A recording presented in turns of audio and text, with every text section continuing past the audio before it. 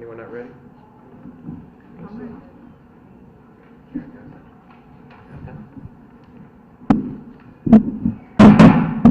This is the January 8th, 2013 meeting of the Town of Fairfield Town Plan and Zoning Commission. The meeting will now come to order.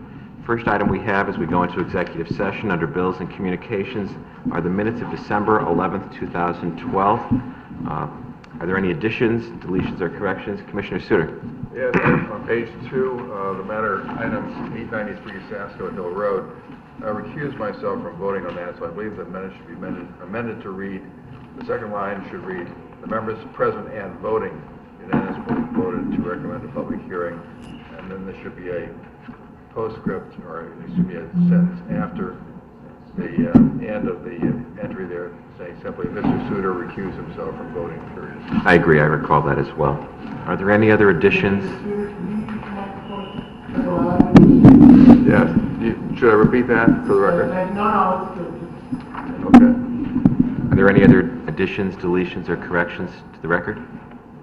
Hearing none, is there a motion to approve the minutes with that one change? I move to approve. Thank you. Commissioner Jacobson has moved to approve. Is there a second? Thank you. Commissioner Jacobs has seconded. All in favor signify by saying aye. Aye. Opposed? Abstentions? The minutes are approved unanimously. Next item is 682 Commerce Drive, review of exterior building materials pursuant to condition of approval for a new daycare facility. And this is the facility, as you will recall, which was approved at 682 Commerce Drive. Bright Horizons. Mr. Wendt? Correct. You have a letter and a rendering in your packet. The stone sample that is on the table in front of you is for the first 4 feet of the building. It's the Charleston stone. That's the color and the sample material there. I have the drive-it color here. I'll pass it along. The circle one is what they're looking for. This is just to confirm it was up in the air at the time of the hearing as to what they were doing. They had some plans. This was one of the options that they were discussing. And now that they've solidified that, you can see this, where the stone is on the building and the balance of it, drive it. And those are the 2 material samples for your consideration. Does anyone wish to have the stones passed around? I looked at it. I've got a brochure version if you'd rather. You may as well send one around, sure. It's the old Charleston is is what you see on that sample there. So we have photographic sample and actual sample.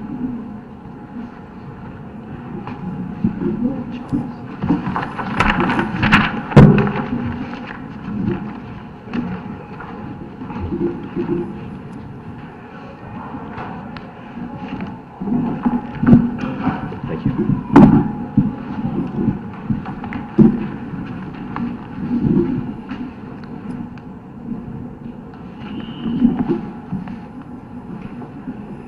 You're seeking an approval of these materials? Well, the condition of approval was subject to you folks reviewing and passing judgment on their proposal for exterior building. So we should have appropriately to have a motion then to Yes. approve these materials as depicted, once everyone takes a look at them.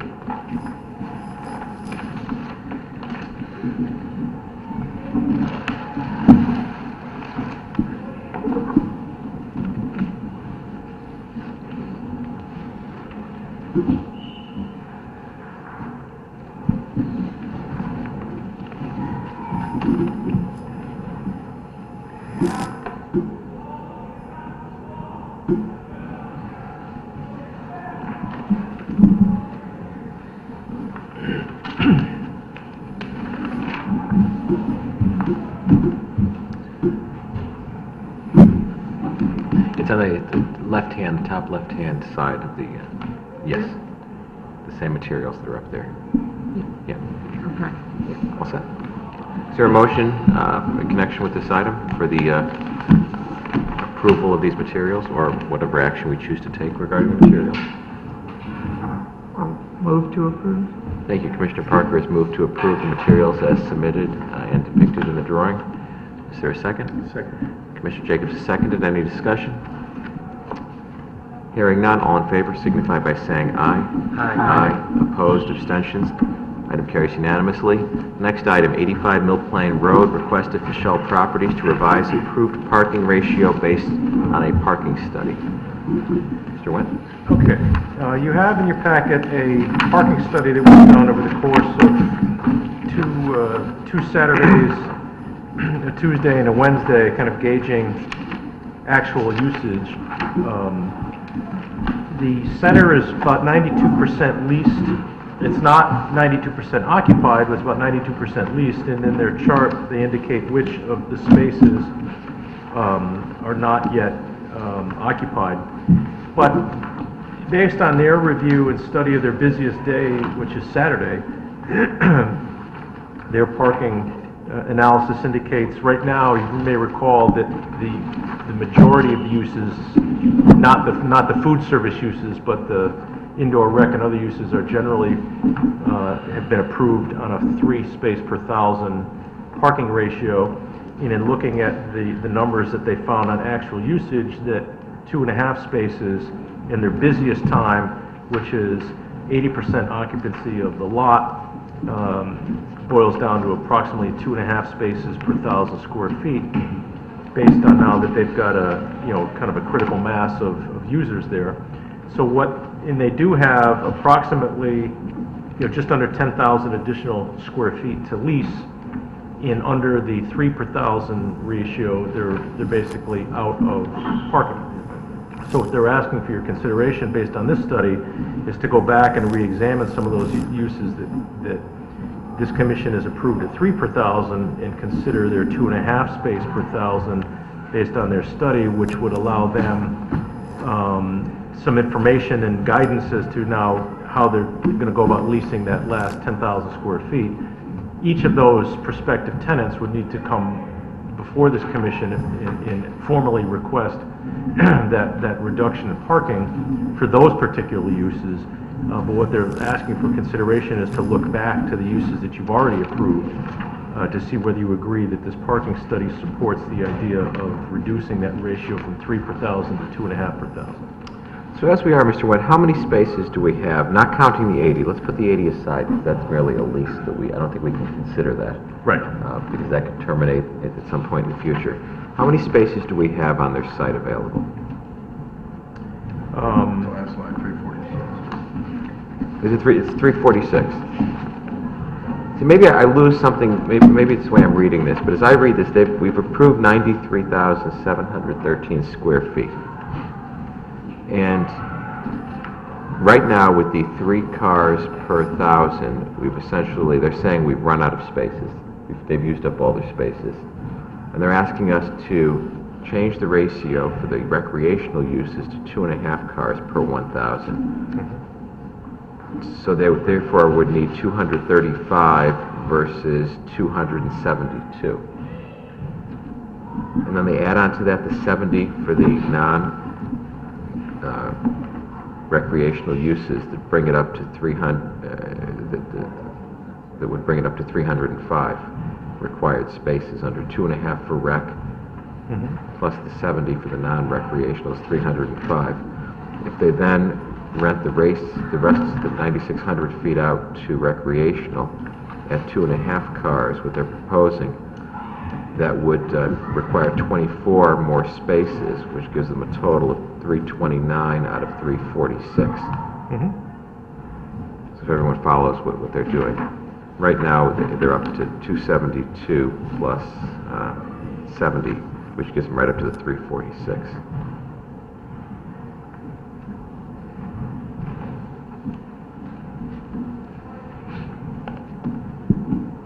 Commissioner Jacobs, Commissioner Jacobs and Commissioner Soutar. My question would be, is this an application? Well, it is and it isn't. Going forward, each of any new prospective tenant is going to have to, for any reduction of parking requires a hearing, before this. But if it's an application, they paid a fee, they put in an application, we have to have a vote within 60 days. But if they didn't put in an application, didn't pay a fee, we really don't have to take any action at all. Well, that's up to you. What they're looking for is how, some guidance on a going forward basis is a negotiate with future tenants as to whether you're inclined to think that this is a reasonable approach or not. Whether that amounts to an approval or a denial or just some direction for them going forward. This is not a formal application. This is a request to, similar to what they did once before, is a look back to reduce it to 3 per 1,000 now, based on more tenants occupying the building and more data available to them. Their information supports the notion that 2.5 is adequate, and they're asking you whether or not you agree with that. Yeah. First, I'd like to know that the existing big cars per 1,000 ratio is a reduction in itself from, we're normally required 5. And so we've been rather generous in giving them that 3 spaces per 1,000 ratio to work with, number one. Number two, we don't know what the future of this particular development is going to be. It could be that even with the existing recreational use, that use will increase over time, and it may also change from season to season. These numbers were taken in October, and I note that even between Saturday, October 6th and Saturday, October 20th, at say 2:00 p.m., there was a dramatic increase in usage of the facility, which suggests that people are going indoors as the weather gets colder. Could the usage be greater in November, December, January, and February? I would think so. And in that case, it seemed to me that a reduction to 2.5 is not warranted. On the other hand, we could also consider some intermediate ratio of 2.7 or 2.8. I throw those out just for the commission members to think about, because I'm somewhat ambivalent on the issue, but I don't think we have enough data to say for sure what we should do about their request. Mr. Kennelly, welcome. First, let me say Riverfield's empty right now. So, and second, Jim, you failed me. I'm very disappointed in you. Bombastic, disorganized elected officials rely on the exquisite civil service that you provide to keep us on track. And at some point, I expected you to, send me an email. But I just should have looked at the top of the agenda. So anyway, but not to waste any more time. Let me settle into my default position here about Trishelle and the Sportsplex the same way I am best about things like, outdoor dining. I think it's interesting that Commissioner Soutar brings up the data there regarding the time of day. I think you mentioned there, Commissioner Soutar, 2 p.m. Was that is that correct? So we understand that this facility probably, when we're looking at that, is probably 2 p.m. Heavily used on the weekends especially. Now, here is my concern. We haven't seen, at least, perhaps there's anecdotal evidence that's been presented to individual members of the commission, but I don't believe that staff has received significant complaints about the parking situation there from patrons or from the neighbors. At least I'm not aware of any. And I think it's important to understand the unique history of this property. None of us here should be advocates for a particular applicant other than what that applicant will provide to the larger community, and that's why I'm so concerned about this facility and its success. What was proposed there, prior to Sportsplex, was going to be office and residential. Office that was going to require, as we've talked about in the past, some of you who are on the commission, or I may have mentioned this in the past, required, basically widening the off-ramp, taking out sidewalks from 95 to handle the office traffic. So at that time, back in 2007, I aggressively opposed this, and I beseeched the developers at the time on the record to work with the town and to work with us to look to fill a need. At the time, there wasn't a glut of office space. It was prior to the recession, but clearly our office space needs were being met, and the limited residential that was there was, wasn't an overwhelmingly large impact. And sure enough, they did. And what they've done, because they are really in uncharted waters here, is they have tried to work with the commission. And bit by bit, they have tested to see in this very unusual facility that even now, for all the different wide array of uses it has, it is not what I would describe as heavily oversigned, for example. It fits in with the surrounding neighborhood reasonably well, save for Cinch's transgressions. By and large, I think most folks have been comfortable with how they've behaved. I know that, for example, the chairman continues to be concerned about the issues related to the turn lanes on North Pine Creek. But my only thought for the commission is this: it strikes me that as long as we are, as long as this facility is continuing in this use, and as long as there is not evidence that these requests have led to problems for patrons of the neighborhood, we ought to continue to try to work with the applicant here as they try to find what can be the optimal amount of parking to allow them to have these varied facilities that the town likes having, I think. These are keeping cars, in local roads. It's, not sending folks off to Shelton to do these kinds of activities. And additionally, of course, the most important thing, as I mentioned at the start of this, is that much of the activity, much of the energy here is on weekends when you have an enormous amount of overflow parking available in the train station, which is virtually empty right across the street. So I understand the resistance. I understand this idea that why should we do for one what we don't do for another in some cases, and that's reasonable. But I would only say to you, before you jump to that, understand that this particular property is uniquely positioned to try to do something in Fairfield that we don't have all that much of, which is this kind of unusual conglomeration of sports and other kinds of activities that was a bit of a risk on the part of the developer to do there, and seems to be working. And the parking that at each step of the way, we have not been bitten by allowing them to go a bit further and a bit further. But that's my sense. So I hope you'll consider that. Mr. Soutar. I understand where Mr. Kelly's coming from, and I think it's laudable. We do work with these people. And in fact, I think we have given them almost everything they've asked for. Oh, sure. We've been pretty generous, I think, in giving them parking allocations. And even when it was clear that they were going to run out of parking at some point in time, we told them that this problem and this day would come. So I think we're at a point where we have to consider carefully what they want to do next, because once it's easy to give away parking, it's hard to get it back. And I'm just concerned about the future, both increases in use and perhaps reconfiguration of the area. Can I ask a question, and then I'm sorry to interrupt. I just want to ask a question of staff related to what you're saying.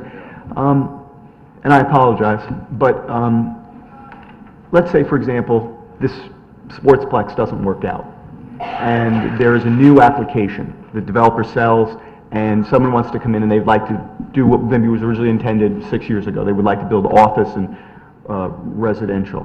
Would that mean that if we were to approve, say, 2.5 spaces, would that mean somehow that would be carried over to the new design? No. So, in other words, what we're talking about here is specific to what this is. And I would only say, when we use the term generous regarding parking, we have to always think in terms of, what are we handing out? You know what I'm saying? Are we changing our regulations because we are doing something that fits the community and fits the use, that may be a very unique one? I just say, I don't know that there's generosity involved here if we're working to make sure that the regulations are such that they allow a viable development to work and prosper without causing impact on the neighborhood or impact on the patrons. That's my only thought.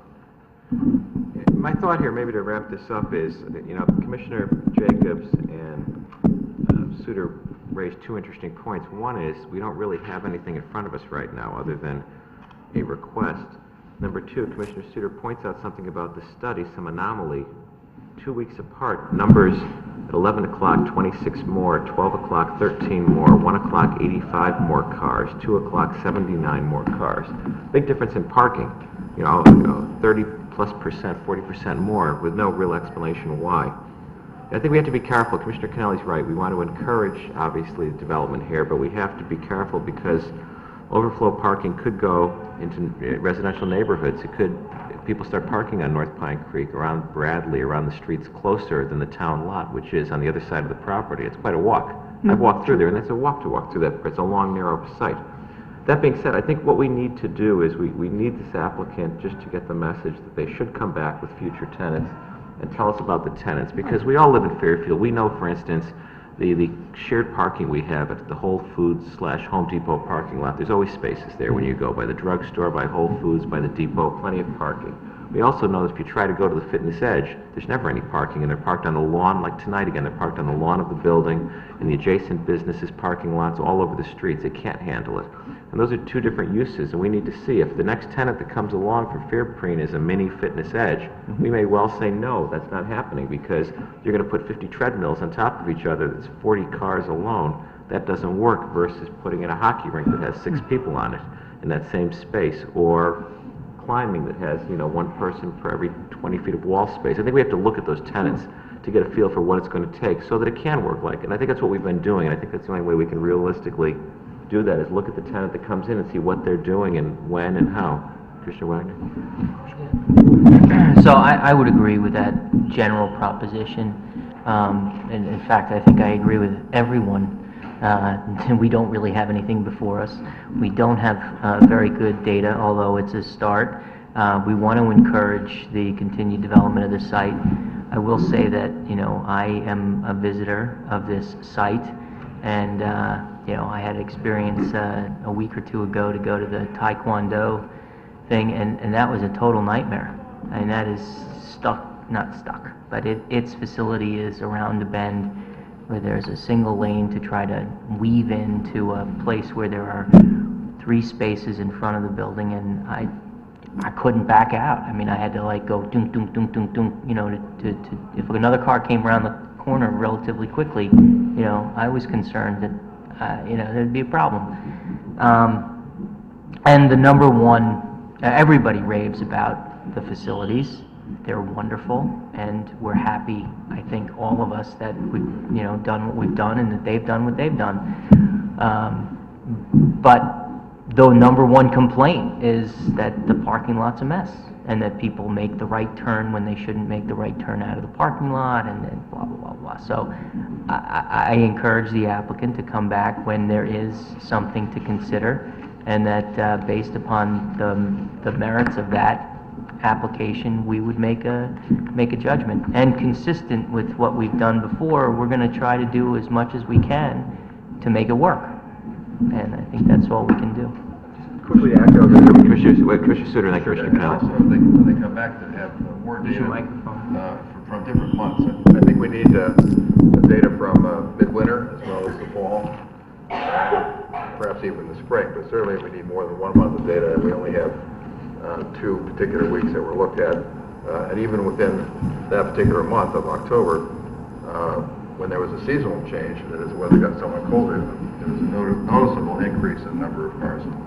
I mean, we may want to put this on our radar too, our weekend driving around town like we all do, looking at, take some swings by there. That'll give us a good feel for the place, where the spaces are there, what it's like, for those of you that haven't. Try out some of the businesses. I did drive by there, and I was in the parking lot for a while, and people seem to be having some difficulty with the cars. And when I read this study, I had the same impression. I would like more data, and I'd like some specific information rather than just give a blanket 2.5 endorsement. So I would support more study and a specific application. The last thing I was just going to say is I echo Commissioner Wagner's point that I do think that when the applicant returns, there is value in them offering us some kind of commitment to additional signage or other things that could be done, striping, etc. Just an effort to do what they can. I don't know if the issue is volume as much as it is organization and layout, and some of that is the patron's responsibility. But a chunk of it also, if they're going to ask for this, I agree with what Commissioner Wagner said, is that they need to meet us more of the way on that issue. Right? That's right. Now, so just taking my personal situation. So my daughter, who had a wonderful time at this birthday party at the Taekwondo thing. There were 10 or 15 kids, and so maybe there was a little carpooling, maybe there wasn't. Let's just say that there were 8 or 10 cars that had to make the changeover at the end of the party.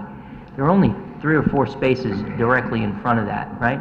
And they're around a corner. So the other cars had to park in the main lot and then walk in the road, you know, and as I was backing out, a woman was walking with her daughter, and, you know, I like caught them and realized, and it's just not exactly a good thing, you know, so to just put the blanket, yeah, go ahead, 2.5 is good for the entire recreational uses is not really appropriate. Commissioner Kennelly with the final comment of the evening No, on this. goodness gracious. As usual.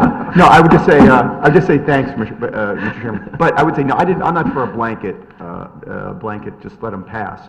But I would say that, again, this is a good point made by Commissioner Wagner, and that is there is value in improving that lot, I think, in ways that, for example, Commissioner Jacobs and also the Vice Chairman have talked about in some of these supermarkets. Like, for example, the ShopRite parking lot, to me, is vastly improved by these pedestrian striping areas that are really big and significant, and they're near where carts are parked and things like that. You know, I think that it's worth the folks who are the applicants here to put their thinking caps on and see if they could, you know, develop something like that. You know, those kinds of more clearly marked pedestrian crossing areas and things like that. There's small children, and if you're going to use all these spaces, you know, and a mom with 2 small kids, it would be good for them to see nice wide spaces that everybody knows, maybe even with some kind of surface improvements. You know, they have to go too crazy, but, you know, do things that would, you know, also improve the kind of navigability and safety for pedestrians. And that's a good comment regarding that lot, the changes that have been made. You folks should take a look at that. Right before Christmas, my wife and I went shopping there, and I had to get to the bank on the other side. I actually walked. Yeah. And because I never would have done that before, Right. but they've now put these just little pavement painted crosswalks, and they work. Where you That feel was safe Mr. walking to the Jacobs. lot, Right. hit the walk button, you can actually cross the street. That was something very simple that we talked about. Yes. I think you folks should take a look at how well that worked in that used to be a terrible parking lot. Yeah. Just putting a 3-foot wide painted strip makes a huge difference in a lot. Cars watch, they stop for you, and you make it feel safe walking. So I think we keep an eye on that as we're driving around as well. Thank you. Next item, 1499 Post Road, request of Rick Higgins to revise an approved awning sign. This is the Higgins Real Estate sign. You have pictures that were distributed via email this week. If you recall, the original sign, I think Mr. Wendt will talk about, had the building address on it. Now there's a proposed sign without the building address, a little bit different on the awning, that is. Mr. Wendt? Right, you have 2 photos. So the original proposal, as the chairman indicated, was proposed to say 1499 Post Road entrance and then Higgins Group. What was actually installed is what the other photo is. This is how it's actually been done. We brought that to the applicant's attention that it's different than what they pitched to the commission, and the result of that was the request by Mr. Higgins to reconsider that based on the reasoning that he lays out. Thank you. Is there a motion on this? So we can discuss it.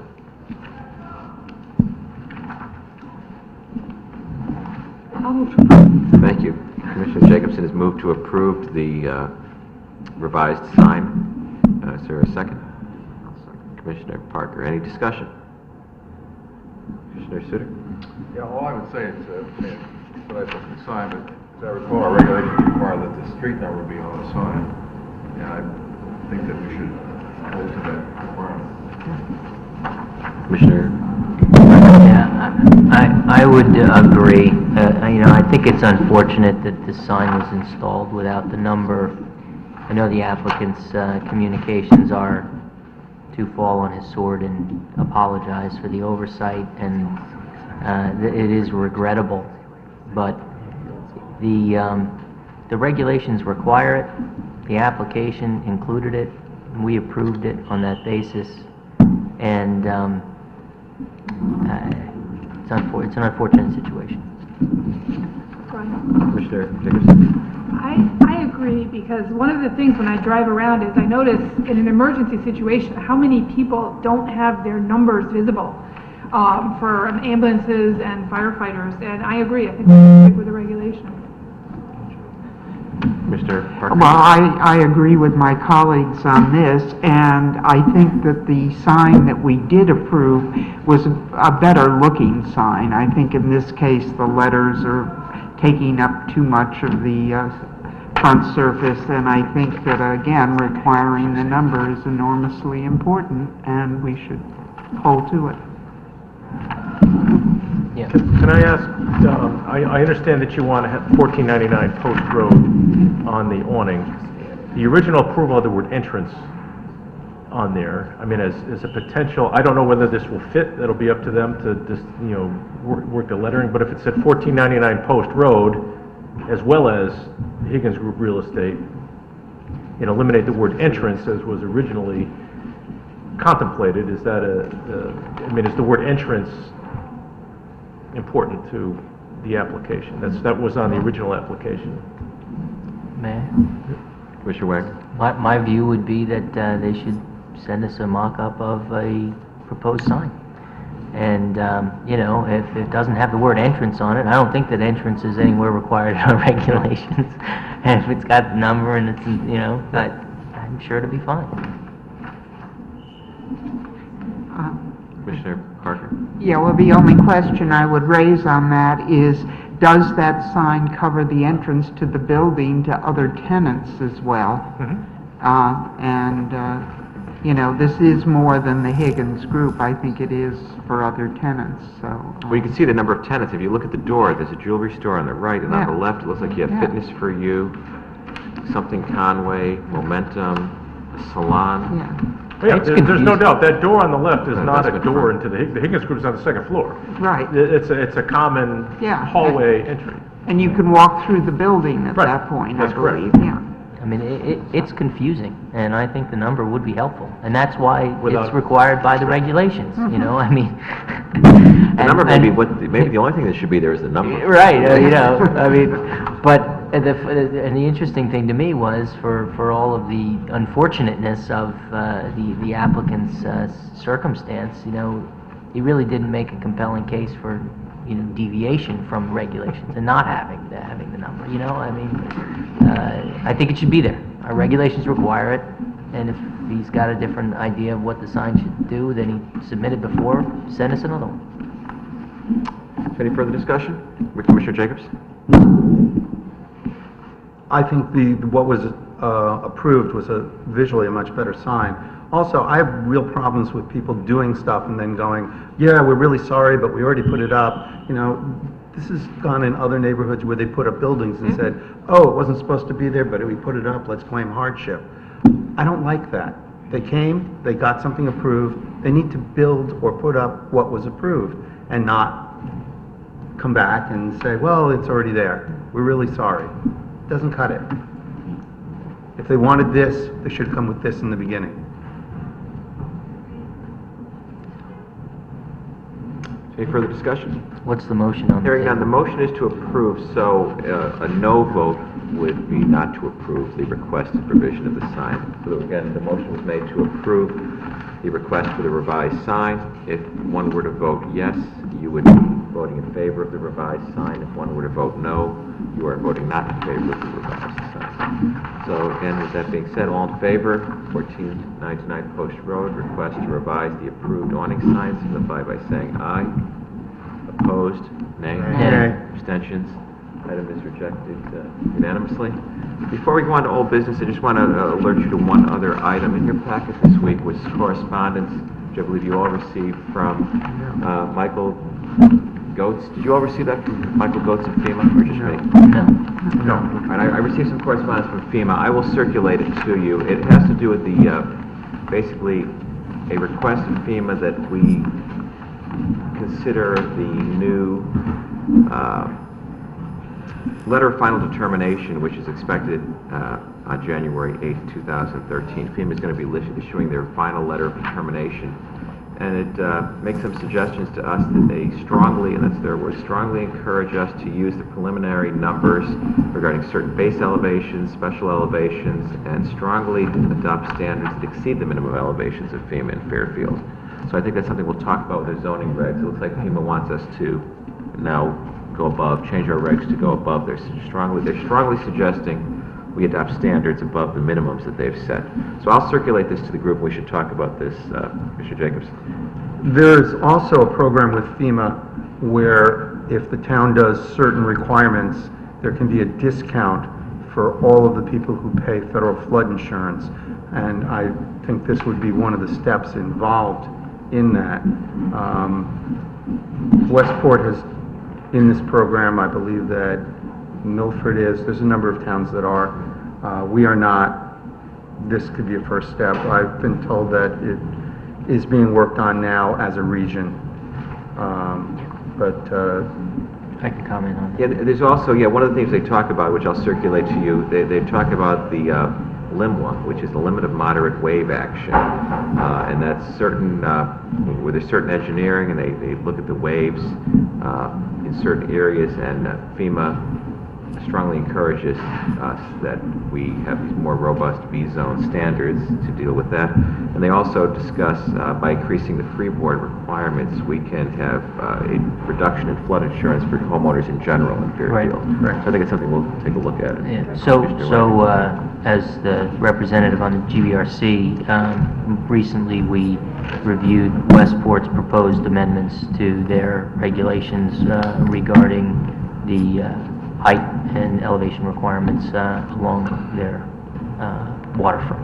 That's helpful. Maybe the staff, could you request from our colleagues at Westport a copy of what they've just... I've seen it. We don't need to, we'll have some proposals for you. Right. The only proposal we think we're going to need to make with respect to height is in the Beach District. Yep. And we'll have a proposal for you. Yeah, there were some specific requirements, I think, that were unique to Westport. Our regs already allow for additional height to compensate for the elevation standards you need, but that provision doesn't exist in the Beach District, and with the new V-zone elevations coming forward, we think that it might be prudent to adopt that in the Beach District as well. And we'll have some proposals for you when we next convene in a planning session. The complication in Westport was that if the applicants were to comply with the additional height requirement, that the overall height of the building would exceed their regulations, and therefore they were going to lose a floor. So they had to amend other regulations to accommodate for the raising of the building. Thank you, Commissioner Wagner. Thank you to the staff. On to old business. First item is 544 Encore Road. Request of Terry Donahue for a 100% release of a $25,556 bond pertaining to subdivision improvements in an A zone. Public hearing 12/11/12. Present LeClerc, Barrett, Jacobs, Jacobson, Kennelly, Soutar, Wagner, and Neely. And I know that Commissioner Parker's indicated she'd listen to the tapes on this as well. Yeah, and Mr. Chairman, just really quick, this is a three-lot re-subdivision that was approved on May 25th, 2004. The remaining bonded items to be completed were roof leader, detention, street trees, monuments, and final grading and seeding of the lots. I think we did receive a note from the engineering department. They did review this property, and they basically determined that that work has been completed to their satisfaction. They recommend the release of the bond, the remaining of the bond. Thank you. Is there a motion on this? Motion to approve. Commissioner Jacobs has moved to approve the release of the bond. Is there a second? I'll second. Commissioner Kennelly has seconded. Any discussion? Hearing none, all in favor of 544 Encore Road, request of Terry Donahue for a 100% release of the $25,556 bond pertaining to subdivision improvements in an A zone, signified by saying aye. Aye. Opposed, abstentions, item carries unanimously. Next item, zoning regulation amendment application of the Town Plan and Zoning Commission to amend sections 12.5, 28.0, and 29.0 of the zoning regulations. Public hearing 12/11/12. Present LeClerc, Barrett, Jacobs, Jacobson, Kennelly, Soutar, Wagner, and Neely, and Commissioner Parker has listened to the tapes, viewed the film on this as well. Okay, you will recall that there are three sections subject to this proposal: sign regulations, off-street parking and loading regulations and neighborhood design district. The only real substantive discussion or feedback that came up at the hearing was with respect to the neighborhood design district regs and the issue of the limitation of the gross floor area of any individual building to 14,000 square feet and prospective business and professional office tenant cap at 4,000 square feet. There wasn't a whole lot of discussion on the other design elements with respect to off-street parking and loading and signage. But as a result of that, you did receive some correspondence from the Economic Development Commission, and we prepared the inventory, put it in a spreadsheet form of the inventory that you looked at some time ago when we discussed this in setting that 14,000 square foot proposal. And then we also provided you, and you can have the data, the data's here to see, what the impact of that is with respect to the 4,000 square feet. But that's really where the discussion points were at the hearing. I'm happy to recap any of these individually, should you wish to do so. Mr. Wendt, could you just comment on the spreadsheet we have again? Could you just go over and get some highlighted well, what the highlighted numbers and properties are the 71 commercial buildings in total in the district. There are 4 presently, or three existing buildings that exceed 14,000 square feet. And that is an existing medical building at 321 Reef Road.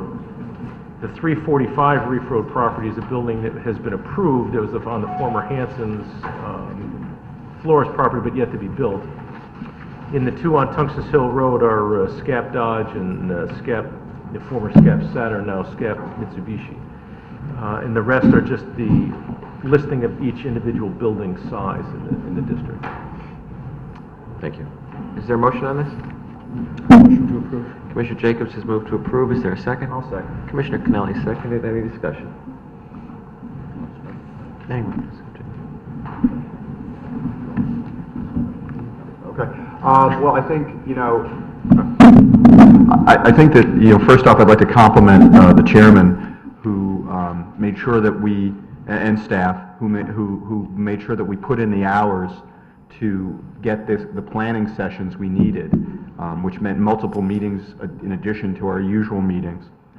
I think it's very important that to address those concerns that were raised in the last meeting, and I think Mr. Wendt in brief did just that. 71 commercial buildings across these neighborhood design business districts. The average size is about 5870.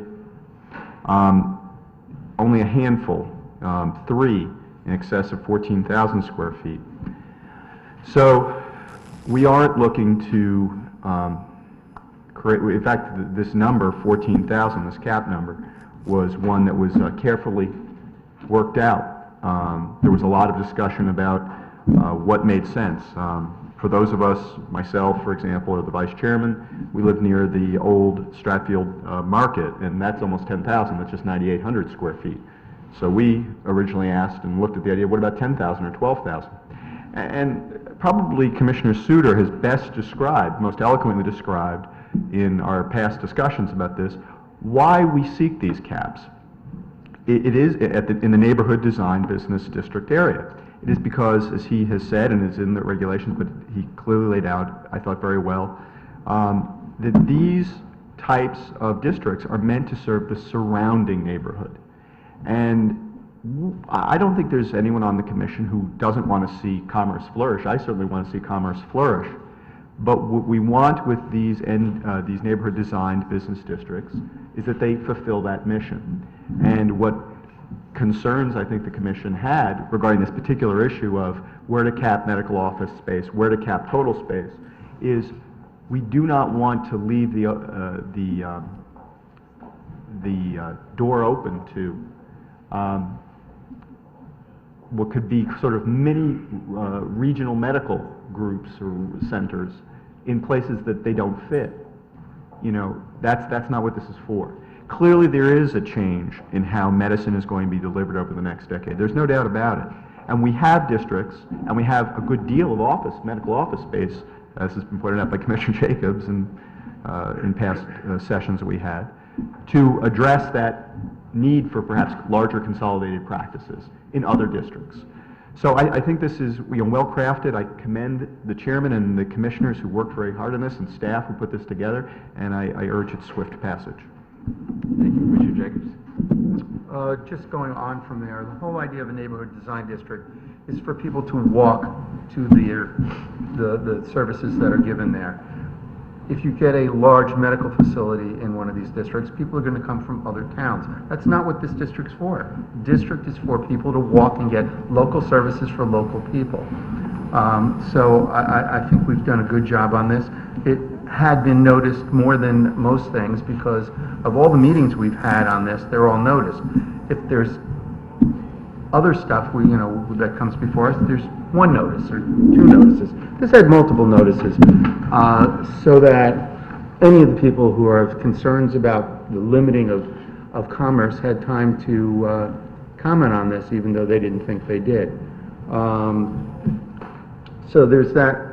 On some of the other points, I think we have a lot of other very good changes that are in this set of regulation amendments. Of course, I am thrilled with the double striping in the parking lots, which we really could use in this parking lot tonight, where people are parked all over the place. So the double striping, I think, it's a minor thing, but I think it's going to make a major difference in the town. Thank you, Commissioner Jacobs. Commissioner Wagner?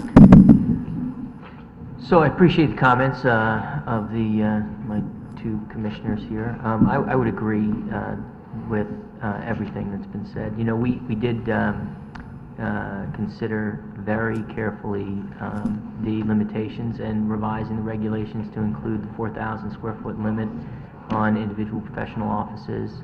The neighborhood design business district is a designed district for a reason.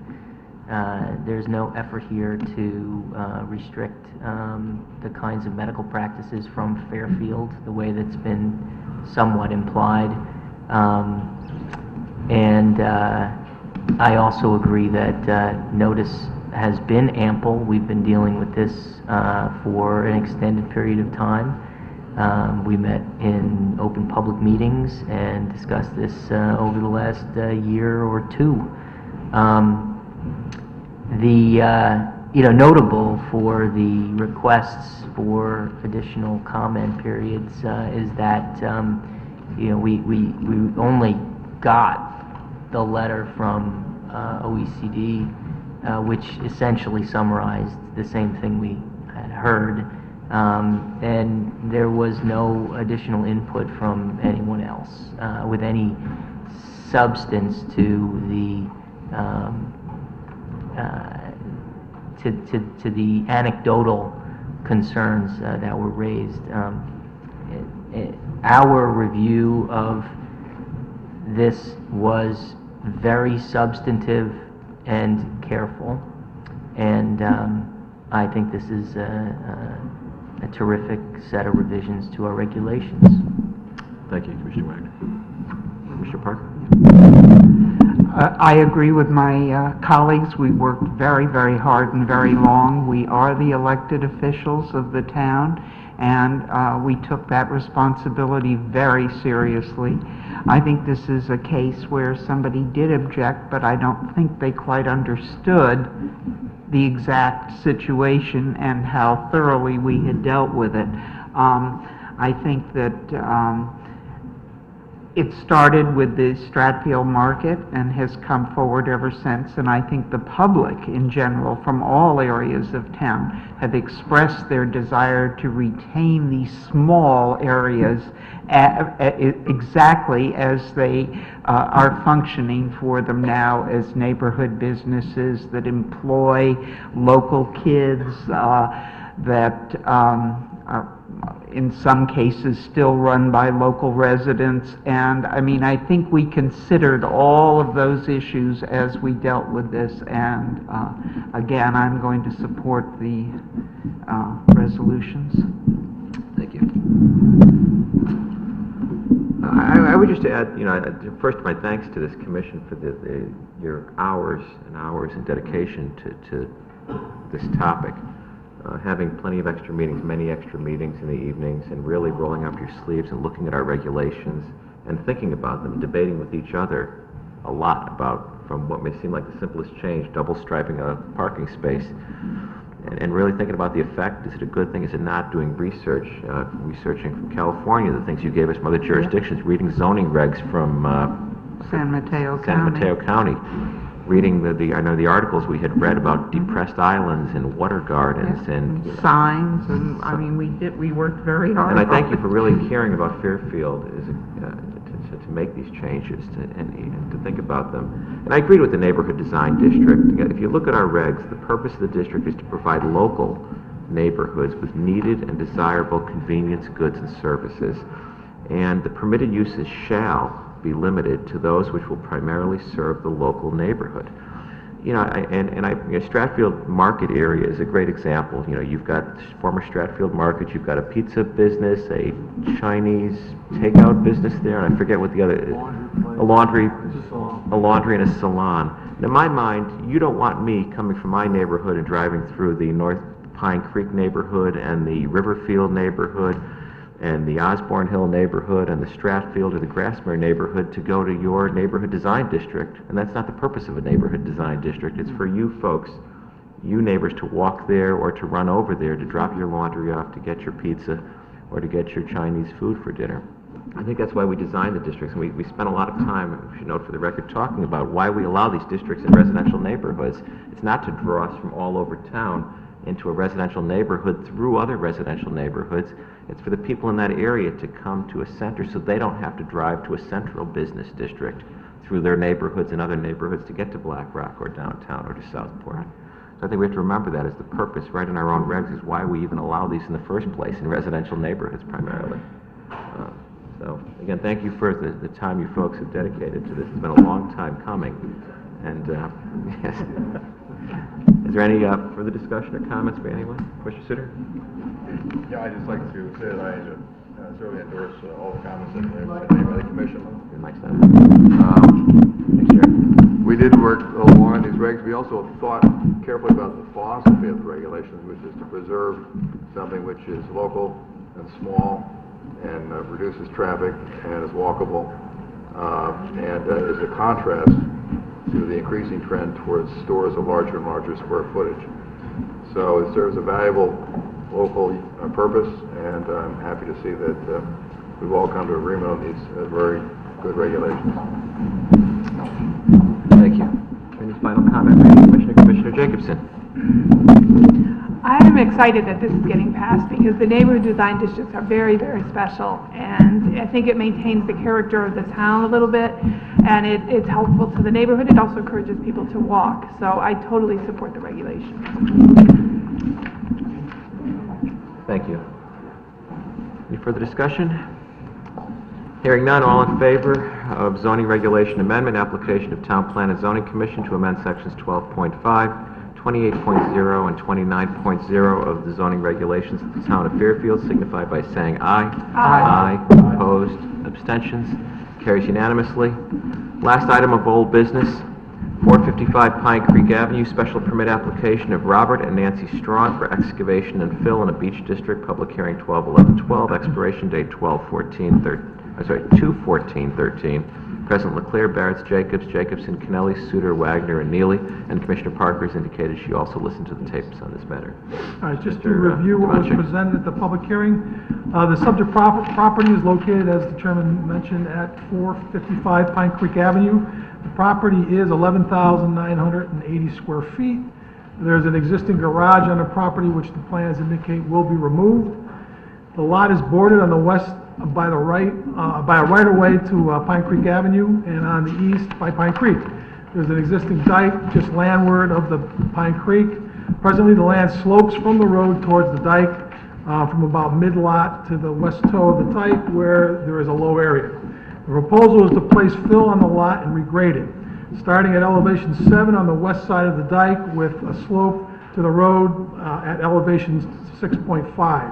There is a proposed 2-foot depression in the southwest corner along the southerly property line. Because of the proposed fill, They will utilize the depression and install stormwater galleries to collect stormwater and have it percolate in the ground for detention purposes. There is no, as per their engineering report, there would be no increase in stormwater runoff due to the regrading of this lot. The total net fill proposed for this regrading is approximately 400 cubic yards. Currently, the property's elevation is between 5.1 and 6.4. The proposed grade, as I mentioned, is 6.5. Engineering recommended, there was a report submitted by engineering that the commission had for review, recommended that the proposed elevation of 6.5 be pulled back approximately 30 feet from the property corner near the Pine Creek Avenue. It is recommended that a narrow swale of elevation, at elevation 6, be widened out from 1 foot to approximately 5 feet, to create more of a swale to better convey runoff toward the depression. It is also recommended that a guidepost be installed along the depressed area. These proposed additions were discussed briefly at the hearing, and the applicant did agree that either the changes are already represented or that they would be accept them as conditions of approval. Thank you, Mr. That's pretty Devine. much what was presented at the hearing. Thank you. Is there a motion to approve with those conditions? I would suggest if someone is going to move to approve this. Thank you. Commissioner Kennelly has moved to approve with the conditions as articulated by Mr. Devonchik. Is there a second? I'll second. Commissioner Jacobs has seconded. Any discussion? Commissioner Jacobs. As it stands, this application will be an upgrading of the area. It should be noted that this is not a subdivision and there is no plans with this application for any new building there. The only thing that I would bring up is that there was a lot of discussion about the neighbor's right-of-way, and we need to make sure that that right-of-way was also kept in the application so that he doesn't lose use of his garage. Yeah, I think we should note that on the record there was a discussion regarding the dune, D-O-O-N, I believe, Yes. easement, and there was a representation made on the record that may not have been properly recorded or picked up on a title search on the land records, but in fact there is an easement known as the dune easement to, I believe, Stewart Dune on the property, and that would be recognized and is now part of the official town record. Is there any further discussion by any member of the commission? Hearing none, all in favor, 455 Pine Creek Avenue, special permit application of Robert and Nancy Strong for excavation and fill in the Beach District, signify by saying aye. Aye. Aye. Opposed, abstentions, carries unanimously. We have two items on public hearing. 411 Bronson Road re-subdivision goes first, followed by 893 Sasco Hill Road re-subdivision application. We will stand in a brief recess while we reconfigure the recording system and the room for the public hearing. We're back in session again. This is the January 8th, 2013 meeting of the Town of Fairfield Town Plan and Zoning Commission. We're beginning our public hearing this evening of the first of two items, 411 Bronson Road, re-subdivision application of Sharon Turner for 2 lots in an A zone. Mr. Fitzpatrick, good evening. Mr. Chairman, members of the Commission, for the record, my name is Bill Fitzpatrick. I'm an attorney in Fairfield with the law firm of Fitzpatrick, Frey & Bologna. We have offices at 1150 Post Road. I'm here this evening representing the applicant, Sharon Turner, the owner of property located at 411 Bronson Road. This property presently contains a single-family residence. It is located on the northerly side of Bronson between Steep Hill Road and Rockview Road. This area has been primarily developed with single-family homes. This property in particular contains 23,275 square feet and is located in the Residence A zoning district. The zoning regulations pertaining to the Residence A district require a minimum lot area of 9,375 square feet, as well as the accommodation of a 75-foot square. Proposal here is to remove the existing single-family home and subdivide the property into 2 single-family building lots. Proposed Lot 1A, which is adjacent to Bronson, will contain 10,958 square feet, and proposed Lot B, fronting on Broad River, will contain 12,317 square feet, both of which are in excess of the minimum lot area requirement of 9,375. and in addition, both lots accommodate the required 75-foot square. Mr. Chairman, at this point, I'd like to introduce Mr. Michael Buturla, a registered land surveyor and professional engineer with the Huntington Company, who prepared the plans and will describe them for the benefit of the commission. Mr. Patrick, one thing, Broad River Lane, that is a town street, is that correct? It for is. the record? Thank you. Mr. Chairman, members of the commission, my name is Michael Buturla. I'm a licensed professional engineer and land surveyor in the state of Connecticut, also a member of the Huntington Company with an office here in Fairfield. Just to repeat a couple things Attorney Fitzpatrick said. The original house dates back to about 1946. It was part of a 4-lot subdivision that was created in the late 80s. And in doing so, that's when the roadway was built.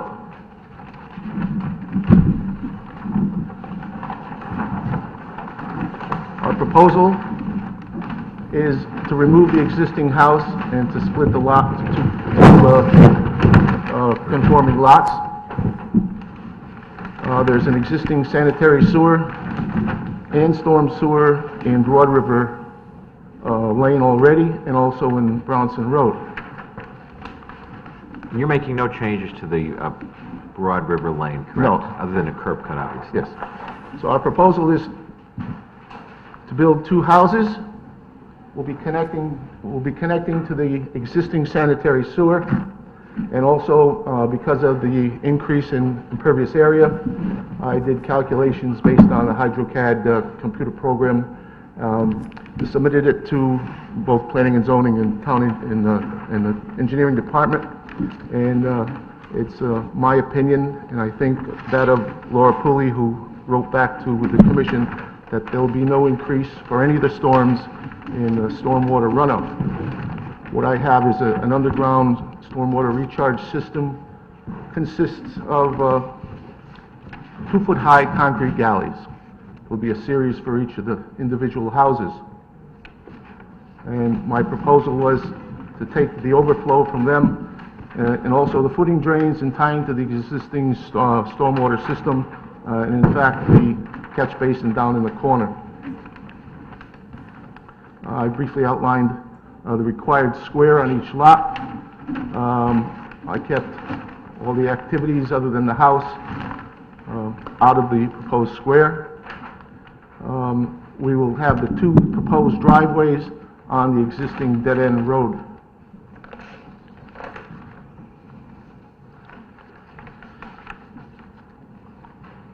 Just going back to the letter, the email from Laura Pooley back in the end of November 30th. She mentioned 6 items, and I can say that items 1 through 5, we have no differences on. We can revise our plans to meet her items 1 through 5.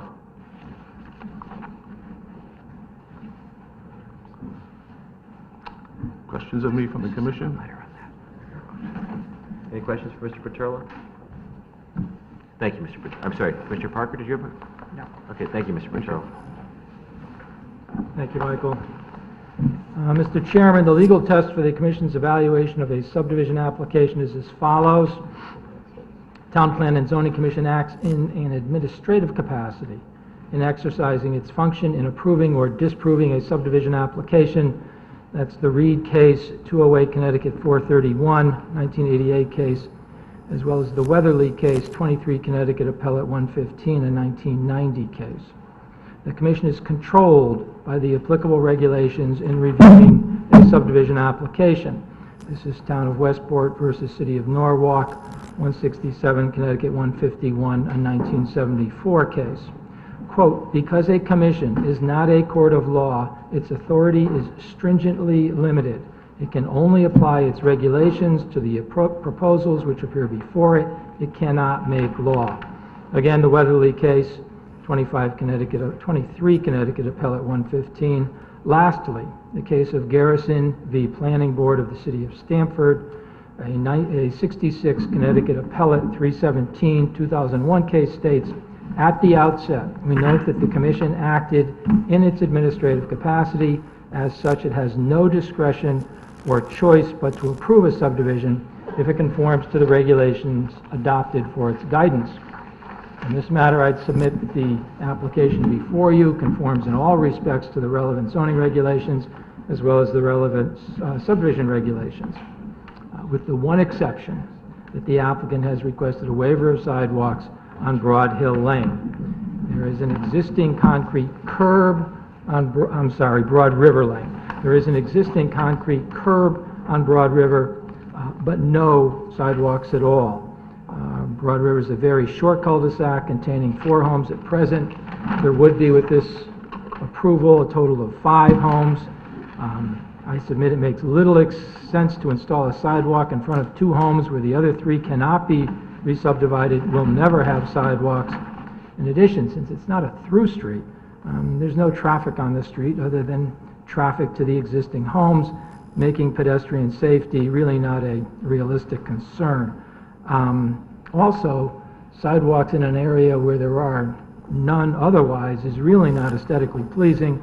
I think an expanse of grass is far preferable.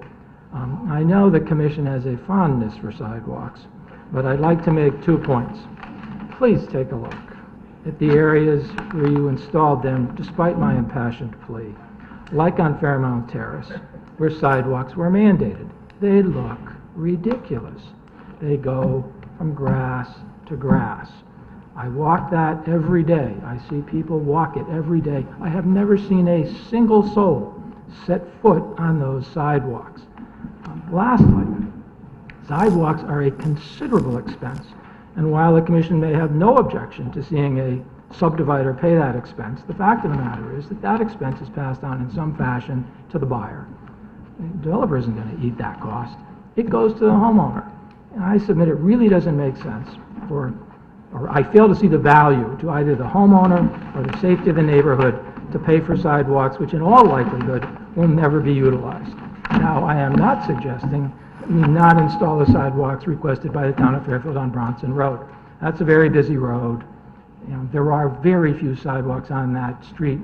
I did a 2-lot subdivision across the street and to the south toward 95. There's 2 bituminous sidewalks for 2 homes there. They may never be connected, but I cannot in good faith argue that you shouldn't have sidewalks in some fashion on Bronson. There is a pedestrian safety issue, and we're perfectly willing to put them on Bronson. We just don't want to put them where they make no sense on Broad River. To return to the application, I'd just like to reemphasize the minimum lot area requirements are satisfied. The minimum square requirements are satisfied. Setbacks are satisfied. We're proposing no road construction. Conservation has reviewed the application, confirmed they have no jurisdiction, therefore we need no approval from them. As you've heard from Mike Paterla, the proposed drainage plan with minor revisions suggested by the town engineering department has been approved by that department. The applicant is willing to accept those revisions, suggested revisions, with the exception of number 6, which relates to the sidewalks, as a condition of approval. Properties served by public water, sanitary sewer, utilities. I submit there are no other outstanding issues relative to this approval. I urge its relative to this application, and I urge its approval. Mr. Paterla and I, as well as Mrs. Turner, the landowner, will be happy to answer any questions the Commission may have. Thank you, Mr. Fitzpatrick. Commissioner Jacobs has a question.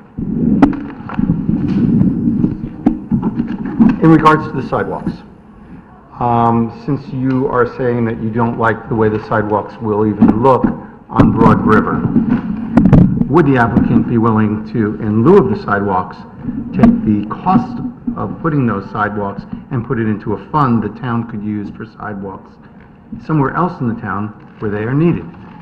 I don't think there is any structure set up for such an arrangement under the Connecticut General Statutes or your subdivision regulations, and I think it's too much to ask of an applicant. So you would like You to have a just 10% open space, I understand that. State statute, subdivision regulations, I'm not willing to start this kind of a precedent, certainly in the absence of a regulatory formula. So you're looking for us just to waive them? I am. Okay. Thank you, Commissioner Kennelly and Commissioner Soutar, in that order. We're acting in our administrative function and our hands are tied. We can't stop this from happening. This goes forward because in our administrative capacity it meets the regs. That's correct. So our hands are tied. It would appear if regulations are in place for sidewalks to be created, so too would the applicant's hands be tied to go ahead and fulfill those applications, that regulation.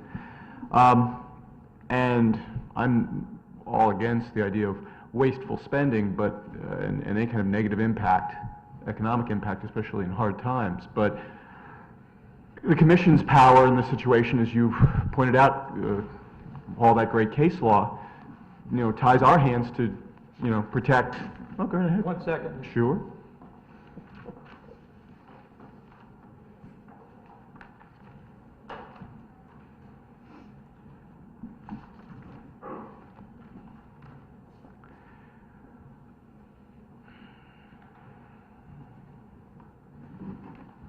Your point's well taken, but your subdivision regulations include at the end a special exception, that's a poor choice of words, a paragraph which says the commission, upon written request from the applicant by a 3/4 vote, may modify or vary specific requirements herein with respect to a subdivision or owing to conditions especially affecting such subdivision. A literal enforcement of these subdivision regulations would result in practical difficulty and unusual hardship, so that substantial justice will be done and the purpose and intent of these subdivision regulations secured. No waiver shall be granted that would have a significant adverse effect on adjacent property or on public health and safety. So there is a but there's also nothing in what you've just read to me about aesthetics or anything, as you were talking about, or who wants to walk on it or something. This seems to be a true hardship. If I was building if the commission was asking an applicant to build a sidewalk where there might be some huge depression or unusual grading, there's nothing in there about the sidewalks look ugly, everybody walks in the road, no one uses the sidewalk. That's not in there, right? I think practical difficulty is a... Practical difficulty and aesthetic concerns of the same? Not aesthetic, the fact that no one will utilize it, and it doesn't make any sense to spend the money. That's my argument.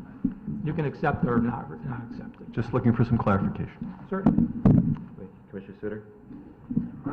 Yes, I've been to that cul-de-sac, and it's on a grade, isn't it? Yes, it is. It's a fairly steep grade, I think, as I recall. There's only one stormwater detention installation at the bottom of Lot 1A. Will that be sufficient to handle all the runoff from both lots? Mr. Peturla, please. There are two systems, one for each lot. Oh, there's one on Lot 1B? Yes, I just highlighted it, Oh, yes, I see it now. okay? Would you state for the record whether it will be sufficient to handle? Yes, it will be. Okay. It's my testimony that it will be. Okay, and as I recall, the houses on this cul-de-sac are quite new, as I recall. It's a fairly new development, isn't it? I think the 80s was the subdivision, yes. Yeah, so you're proposing to tear down a 1986 house, is that what's... Well, this is the Homestead House, which was constructed considerably earlier. Before the rest of the house? 46? 1946. Okay, thank you very much. Any further questions to Attorney Fitzpatrick this time? Thank you. Thank you very much. We'll now go to public comment. If there's any member of the public who wishes to comment, you may come up one at a time to the podium. Just tell us your name and address, and you may address us. You cannot ask questions of the applicant. If you have questions, just pose them in general to the commission, and the commission can, in turn, ask the applicant those questions. So just come on up, ma'am. Sure.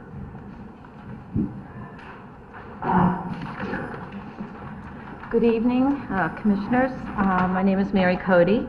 I live at 45 Broad River Lane, and I wanted to comment on number 6 in Laura Pooley's email. Concrete sidewalks are required in this zone along both Bronson Road and Broad River Lane.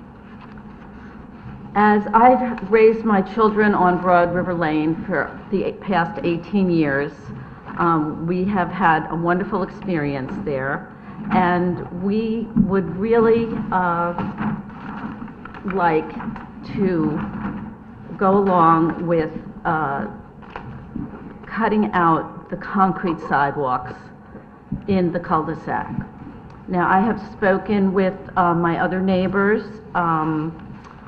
who live in the circle, and they all agree that we would prefer having the grass and then keeping the curb intact the way it is existing.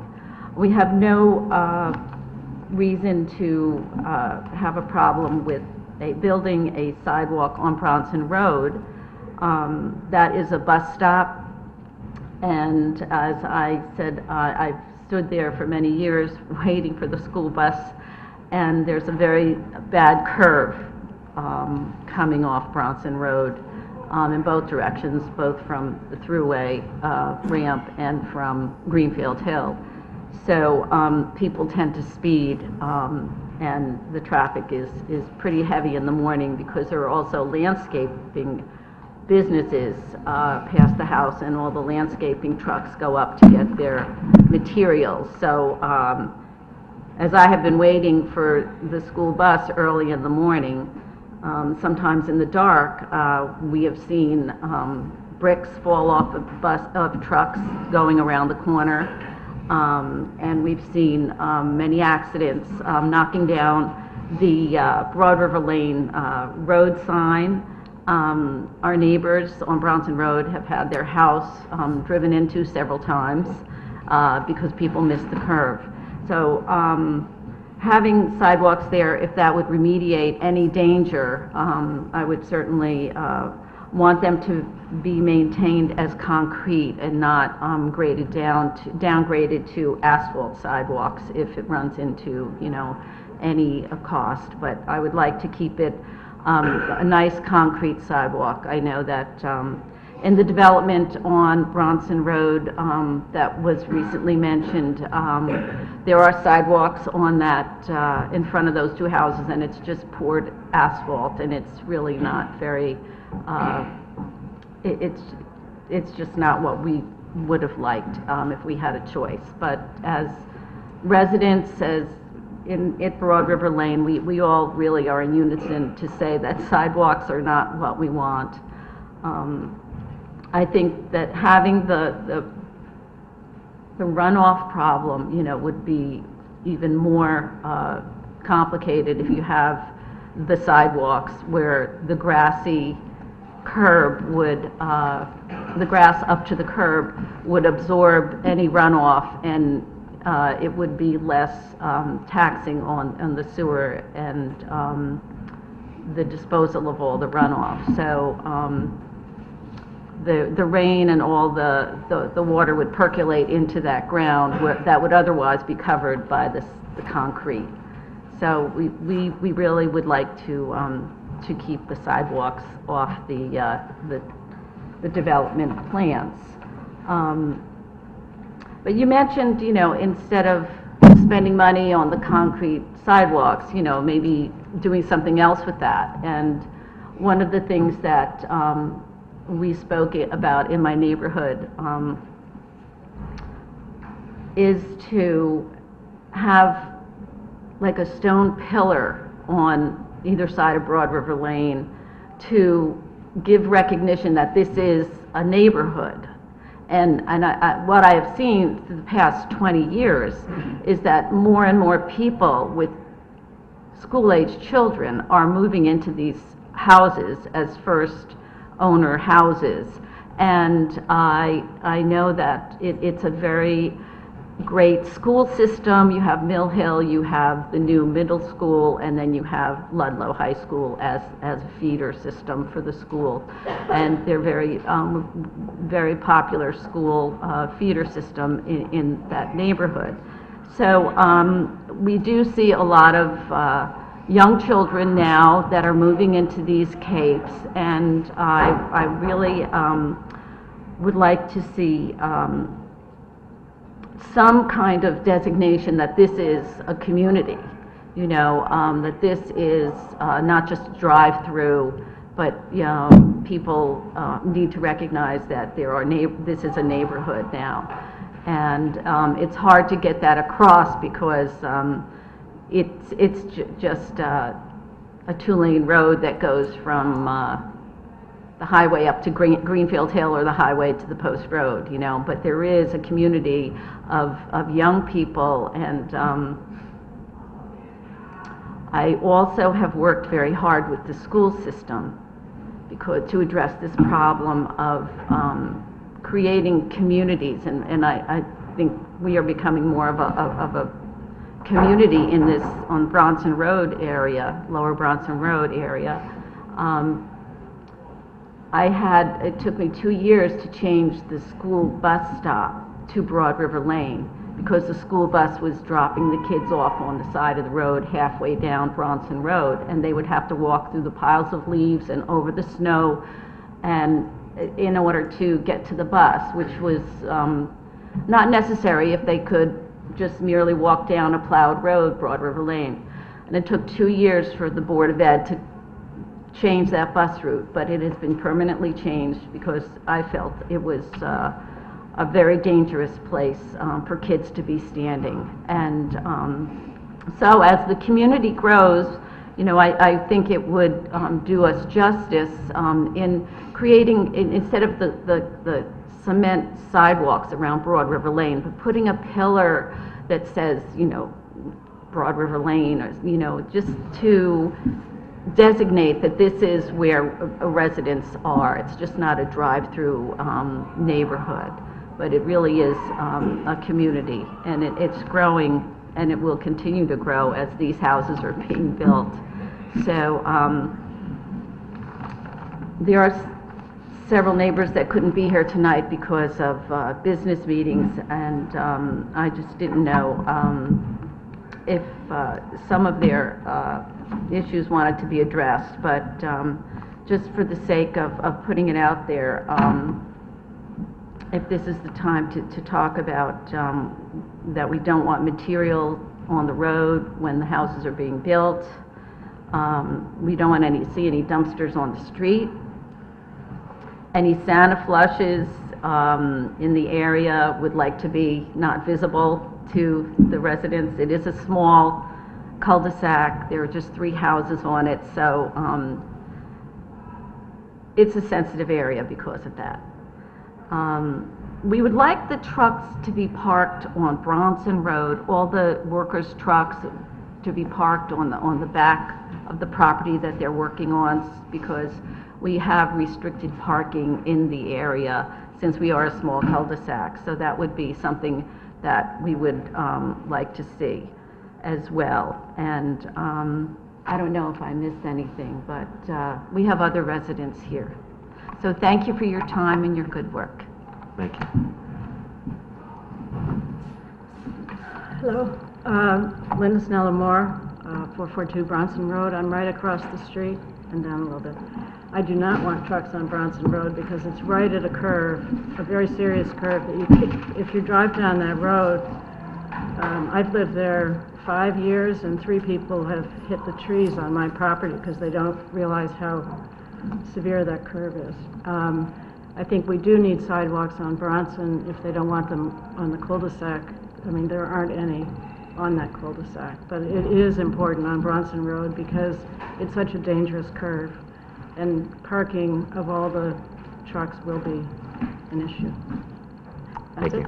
Thank you.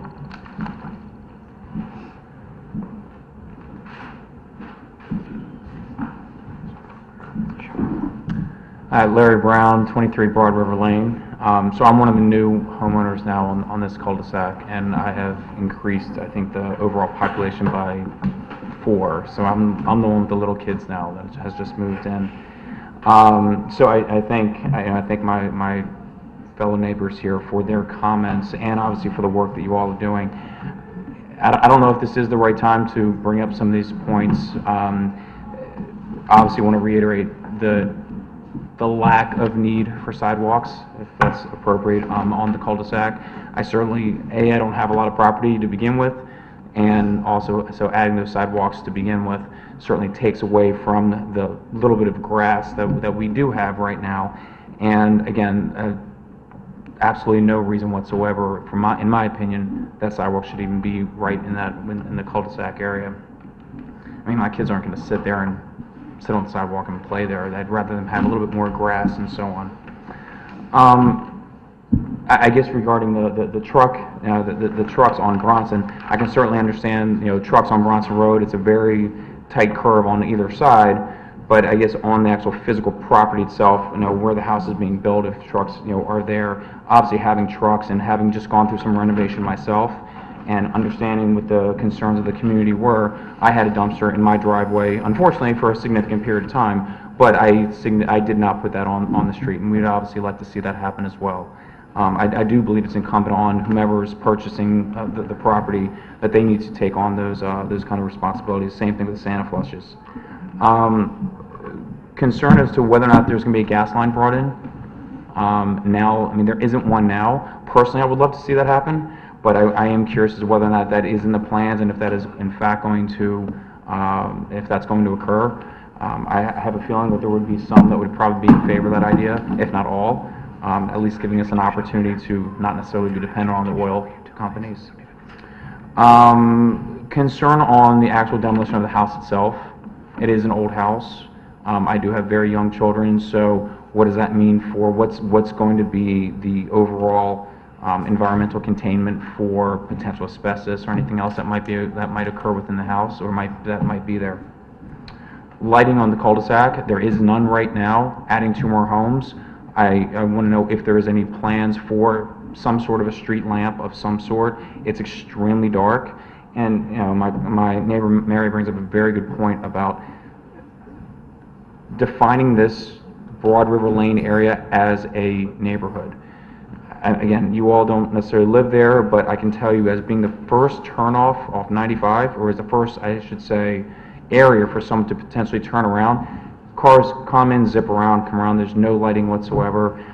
It's a safety issue, obviously. To have, I love the idea of the pillars or somehow defining this as a community. Will it deter all? No. Will it deter some, maybe from going up to a main road and somehow figuring out another way to turn around? Possibly. I want to know how invasive, again, the overall construction is going to be. There is not a lot of room on the street, so where the truck's going to be, where the dumpster's going to be, where the material's going to be, etc. I think those are all my questions. So. I can just tell you quickly, normally we don't address the public. We don't have jurisdiction over street lights. Okay.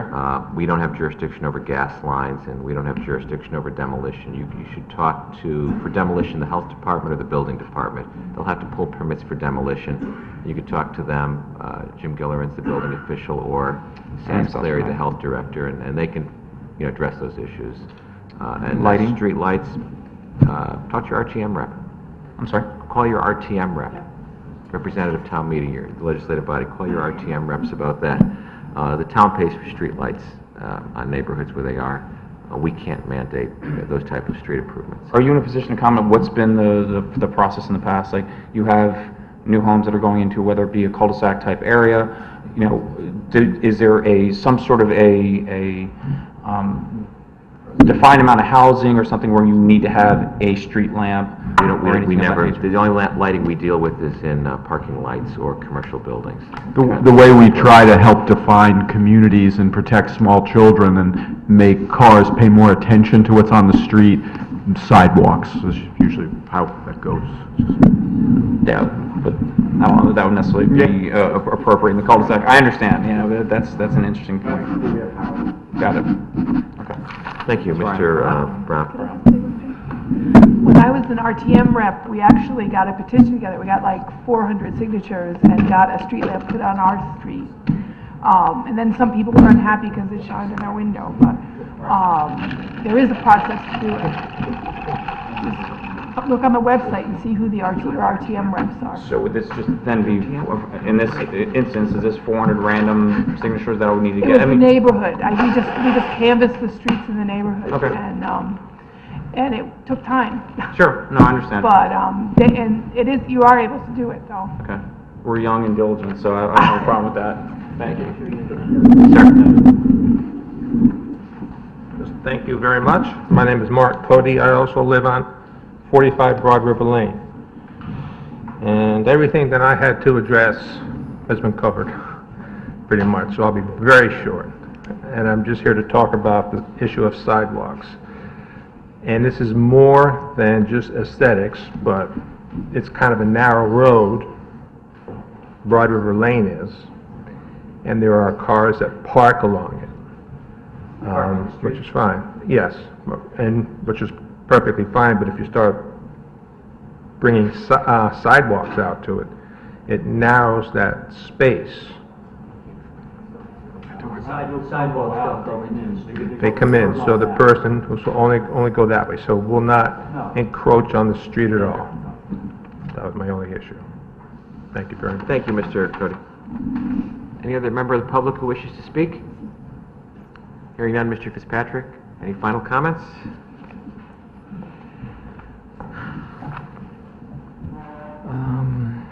Mr. Chairman, you've heard enough from the neighbors on sidewalks that I don't need to address it. We'll certainly endeavor to have no dumpsters on the street. We'll try to keep all vehicles to the extent possible on the two properties in question.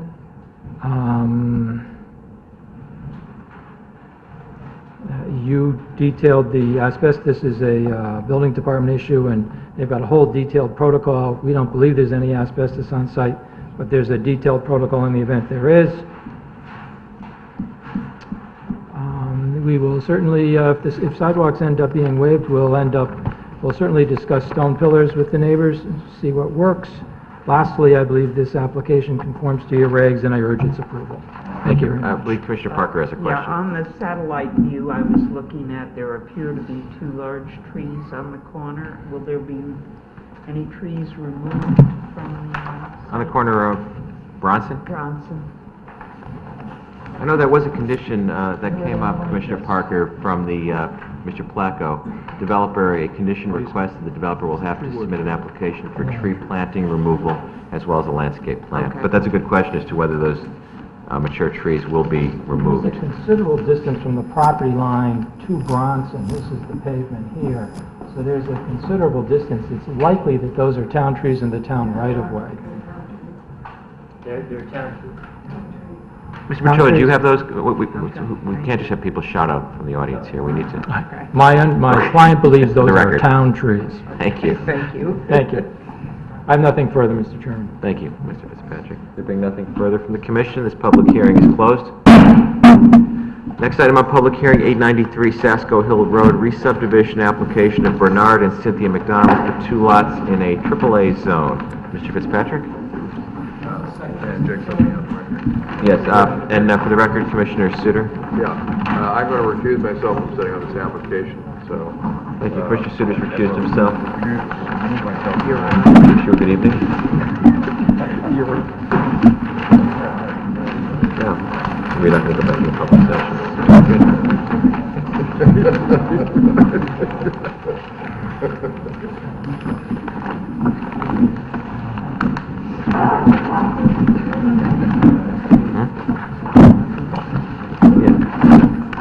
Flag it, yeah. Yes, we have to make sure we, thank you. This is this new? Yes. Okay, please pass those around.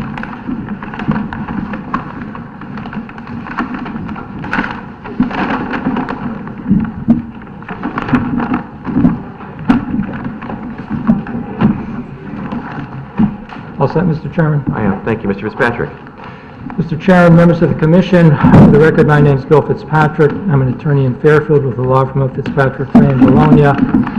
We have offices at 1150 Post Road. I'm here tonight representing the applicants, Bernard and Cindy McDonald, the owners of property located at 893 Sasco Hill Road. This property presently includes an existing single-family home with 2 additional attached apartments. Those are apartments attached to the single-family home. The property also includes a separate building, originally an onion barn, which now accommodates 2 additional apartments. This property is located on the east side of Sasco Hill Road, contains 4.57 acres. The property is located in the residence AAA zone. The zoning regulations pertaining to the residence AAA zoning district require a minimum lot area of 2 acres, as well as the accommodation of a 200-foot square. Proposal here is to re-subdivide the property into 2 lots. Proposed Lot 1 will contain 2.57 acres with a net area of 2.032 acres, and proposed Lot 2 will contain 2 acres as well, both thereby satisfying the minimum lot area requirement.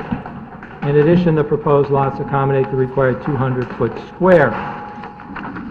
This is an interesting parcel of property which was originally constructed in 27 and 28. The original onion barn was just that and was then converted into residential living area a year later, at the time the 3-story main residence was constructed. The conversion of the onion barn to a residence was done so the owners had a place to live while construction of their new home took place several feet away.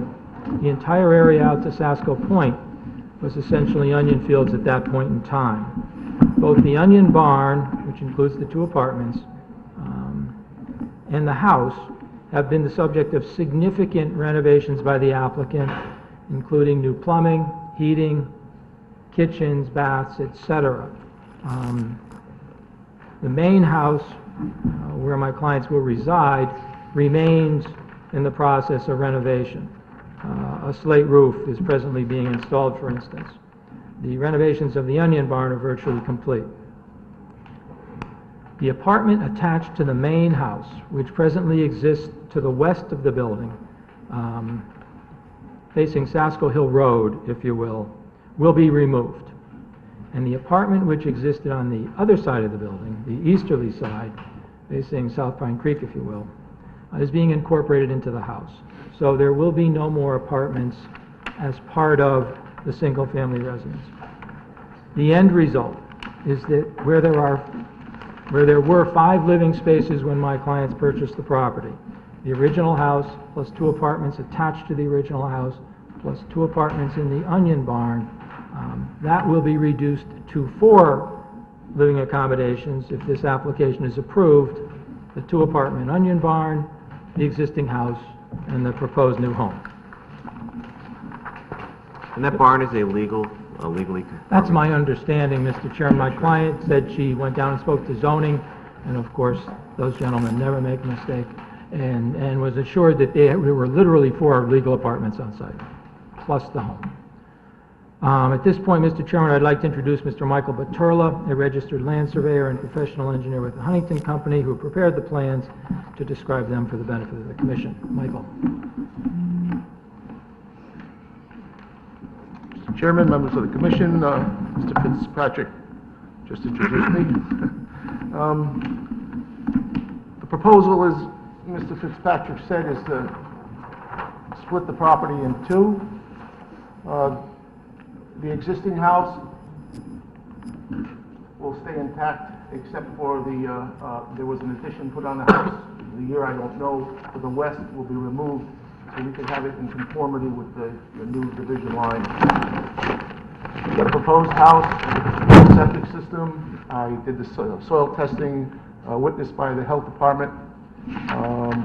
Also submitted a set of drainage computations, again done with the HydroCAD computer program.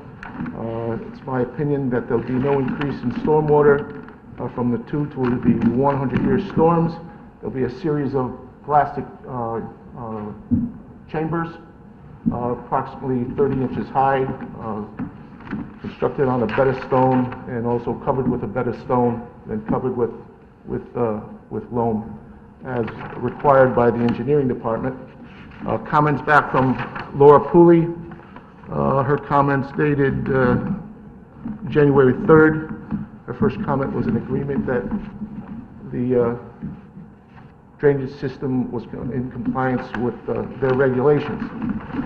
A couple of her comments, there were 5 in total. She mentioned, I show a proposed pool behind the house with no patio. She said if indeed there were a patio, that the stormwater system or a stormwater system would have to be provided. I agree with her. The third one is the discharge of the footing drain. She recommends I tie it into an existing catch basin that's in the gutter of the road. I agree with her on that. We can certainly do that. She also mentions on 4 that we contact the tree warden. That's more or less the same on all the subdivisions. And also on her item number 5, she pointed out that our subdivision map, we need to monument the property lines if and when the subdivision gets approved. There's public water and gas in the street. The houses in the back are already served by those utilities. What we propose on this new house is an additional curb cut. I checked the sight lines going north and south. I submitted these to both you and the engineering department. Looking north or looking to the right as we exit on my report, I get a sight line of 500 feet. Looking left or south, I get a distance of 200 feet. According to the Connecticut Dot Highway Design Manual, latest edition 2003, revised to July 2012, for posted speed limit, there's this posted speed limit on Sasko Hill of 25 miles an hour, and approaching from the south going north, there's a 4% minus grade. So that'll increase the sight line slightly. So it goes from 155 feet for a 25 mile an hour zone to a 162. And as I say, I've got a 250 foot sight line to the south and much more, 500 to the north. It's my opinion that the sight line, I'm sorry? 250 going south, 500 going north.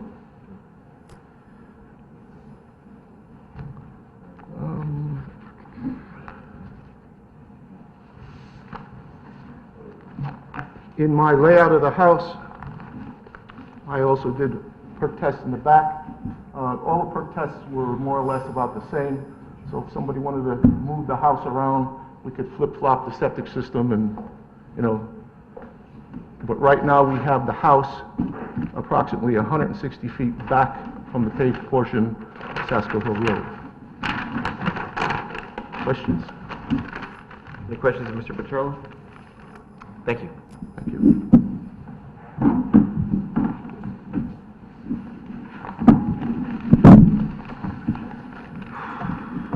Mr. Chairman, members of the Commission, I'd like to again outline the legal test for the Commission's evaluation of a subdivision application.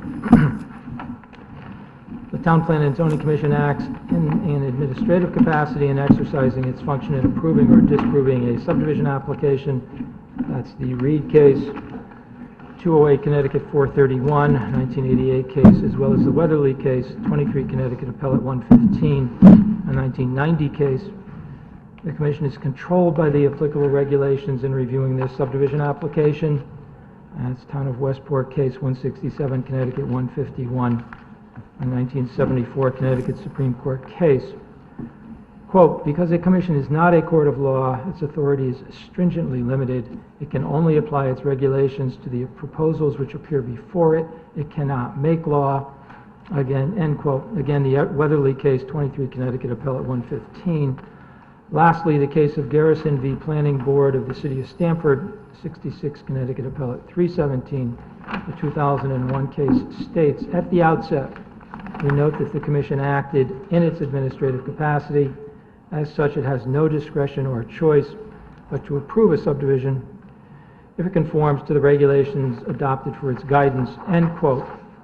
I submit that the application before you conforms in all respects to the relevant zoning regulations, as well as the relevant subdivision regulations. The minimum lot area requirements are satisfied, the minimum square requirements are met, setback requirements are satisfied, and there's no road construction proposed.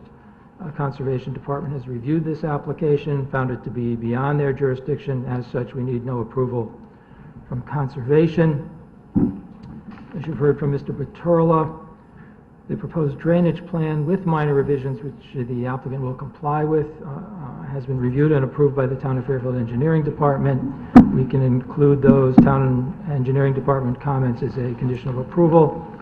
Lastly, as you heard from Mr. Petrola, the sightline analysis satisfies the criteria set forth by the Town Engineering Department. We've got public water, public utilities, we do sanitary septic systems as outlined again by Mr. Petrola. I'd like to outline the 10% fee in lieu. When a property to be subdivided is in excess of 4 acres, the dedication of 10% of the land is open space, or the payment of a fee in lieu of open space may be required. Here, the Conservation Commission and your commission have recommended that the applicant pay a fee in lieu inasmuch as there's no adjacent open space, there's no particularly unique open space, it's all lawn, nor any other space which would provide a viable link to any other open space on or adjacent to this property. Your subdivision regulations and the state statute state, quote, such payment shall be equal to not more than 10% of the fair market value of the land to be subdivided prior to the approval of the subdivision, end quote. The standard practice for your commission has been to utilize the analysis of the pre-subdivision value of land as confirmed by the Town of Fairfield tax assessor. The tax assessor has determined the value of the land to be subdivided pre-subdivision is $254,400, which results in a 10% figure of $25,440. The applicant agrees with the Town of Fairfield assessor's analysis, and while certainly not overjoyed about paying such amount, will agree to do so. I am willing to address this issue further if the Commission so desires.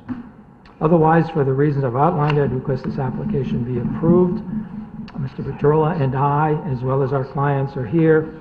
We'd be happy to answer any questions the Commission might have. I'd certainly reserve the right for rebuttal. Thank you. Is there any questions by any members of the Commission? Thank you. Is there any member of the public who wishes to comment? Attorney Green?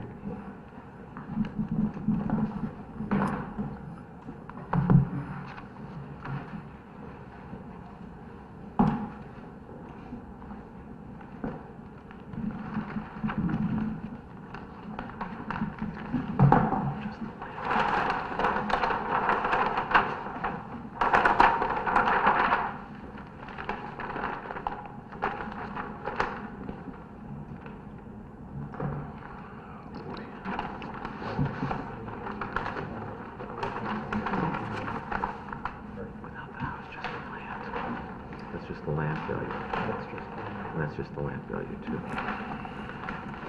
That's the approved building lot.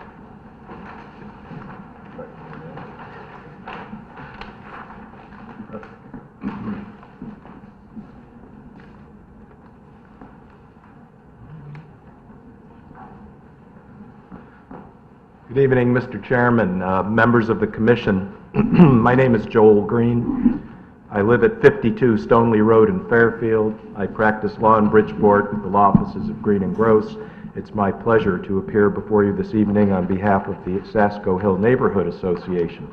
The Sasko Hill Neighborhood Association is composed of residents of Sasko Hill Road, Overhill Road, Sasko Hill Terrace, Tide Mill Terrace, Harbor Road, and many friends we've heard from in Southport and Oldfield Road area and beyond, and is dedicated to preserving the beauty and historic character of Sasko Hill, the Sasko Hill Road neighborhood.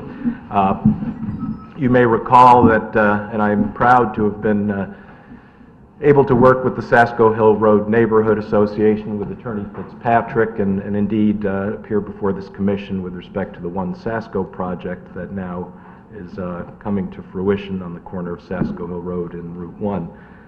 So I appear on behalf of the Sasko Hill Neighborhood Association, and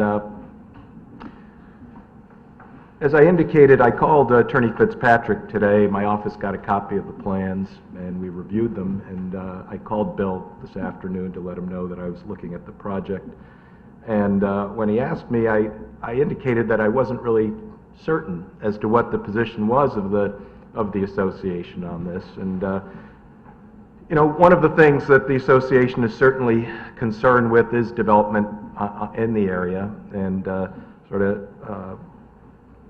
as I indicated when I appeared before you, on 1 Sasko. We weren't against the development of that site, but we were concerned that it be in accordance with your regulations, orderly and in character. And similarly, when we look at a subdivision such as this, what happened was officers of the association started getting calls, and I thought it was curious that on the face of things you have simply, and again, I started looking at this at 3 o'clock, but after I spoke to Bill today and I started looking at this, this is not nearly as simple as it may appear. And it was curious to me that residents of the street were contacting the association with concern. And some of the neighbors said, "You can't believe how much this driveway gets used." And I said, well, wait a second, there's a limited, it's a 2-lot subdivision, there's a house back there, and how can that be? And I came to learn in the last several hours that the reality of the situation is that, first of all, one of the things that's not apparent on the plans and might be of interest to this commission is that the plan and the site is directly across the street from the Country Club of Fairfield and the entrances to the club. Another thing of interest, and talking to Attorney Fitzpatrick, is there are presently essentially 3 dwelling units in this building. There are apparently 2 dwelling units in this building, and you start to get the idea if there's 5 units using this driveway, and I don't know how many occupants there are of any of those dwelling units, but you start to get the notion that this is more than a simple driveway serving, a house or 2. But the other thing I note is, first of all, and I'm not suggesting necessarily that your regulations require it, but I think it is certainly of interest to you that there is a house that is served by this driveway here on an adjacent property. There's another house that is this may be the same property, I'm not sure, but there is another house, a large house back here that is served by this property. I don't know if there are apartments, I don't know what the units are in that house. But you start to get the notion that this existing driveway, the reason that the neighbors are concerned about the level of traffic coming in and out of this driveway is because there's 7 or more dwelling units of unspecified size and using it. So that's sort of the origin of the issue. Now, the questions that arise in my mind are how could we have come to this? How did we get to this place where what was originally, I believe, a single lot that was subdivided in 1985, and frankly, I haven't had a chance to review the land records. But how did this come to pass? And when the chairman asked, is this apartment legal? Well, I'm not sure that the inquiry necessarily ends with, well, we went to see the zoning staff and they gave us advised us that it's legal, and I'm not sure that the staff is taking the opinion that this is fully legal. I'm not sure whether the staff reviewed the land records, restrictions, permits, variances. I don't know that. And if not pertaining to this site, then what about this site that is using this same access way? Now, again, I have not had a chance to dig in deep on this, but one of the things that occurred to me, and to some degree I adopt the legal standards that Attorney Fitzpatrick talked about, but the inquiry doesn't necessarily end there, because before this commission exercises its administrative function, it has to have all of the information it needs to exercise that function. And one of the things that I'm kind of unclear about is one of your requirements in your regulations is that the application include a list, or your subdivision regulations say specifically that the application, a written application shall be made to the commission by the applicant. If the applicant is not the owner, the application shall also be signed by the owner. The application shall state the following. And it says in 1.1.1L of your subdivision regulations that the application shall state existing deed restrictions and easements affecting the property to be subdivided. And I would suggest then that when this property got divided, I don't, and there's reference here to maps of property.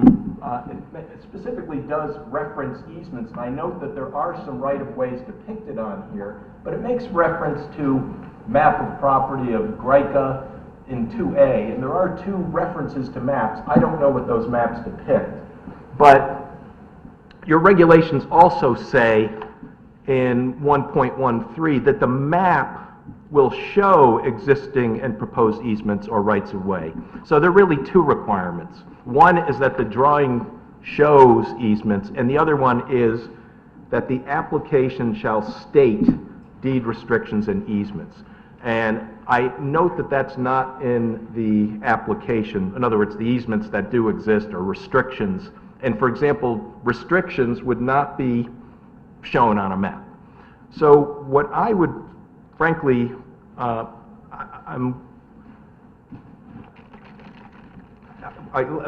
just go on briefly. What is proposed? Before you do, just for the record, what map have you put your stickies on? Is that one of the applicant's I'm looking maps? at a data accumulation plan that was received on November 26, 2012.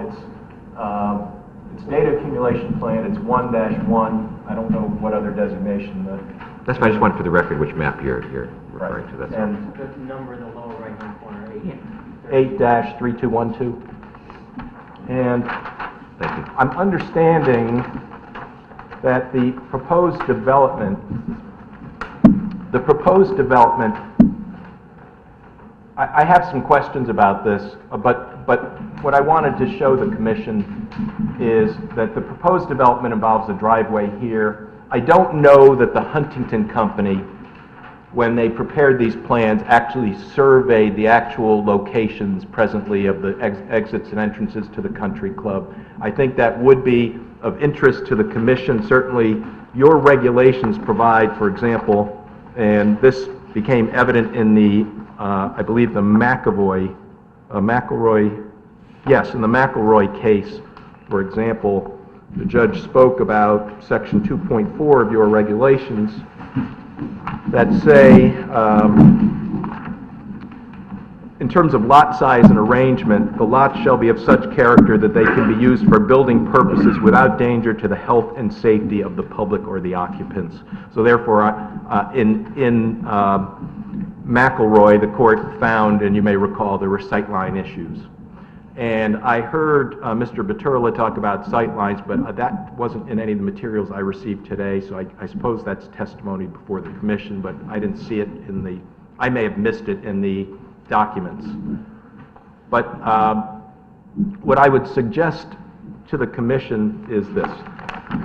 Your regulations also provide, for example, that... Before you want past sidelines, just so you know, Attorney Green, we were given something just prior to the presentation, which is a plan of proposed driveway sightline. Have you seen this? No, I've never seen that. So, an extra copy? Well, where I'm going, Mr. Chairman, is this. I don't know that we necessarily oppose this. And what I'm suggesting is that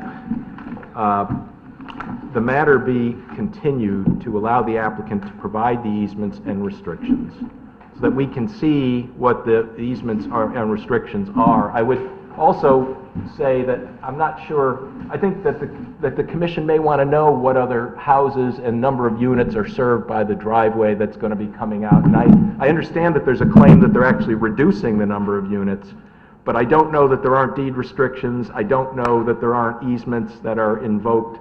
And I certainly wonder whether the commission, while not requiring, and I'm not suggesting that the applicant be put to a full traffic study, but I would suggest that there be some accounting for the proximity of the proposed driveway with the entryway, that the engineer actually confirm what the proximity is of the driveways between the country club and the driveway being proposed. If the applicant wants to bolster their application by providing some data to satisfy this commission that the lots can be used safely, that this driveway can be used safely, confirming these sight lines, and also to allow the public a full and fair opportunity.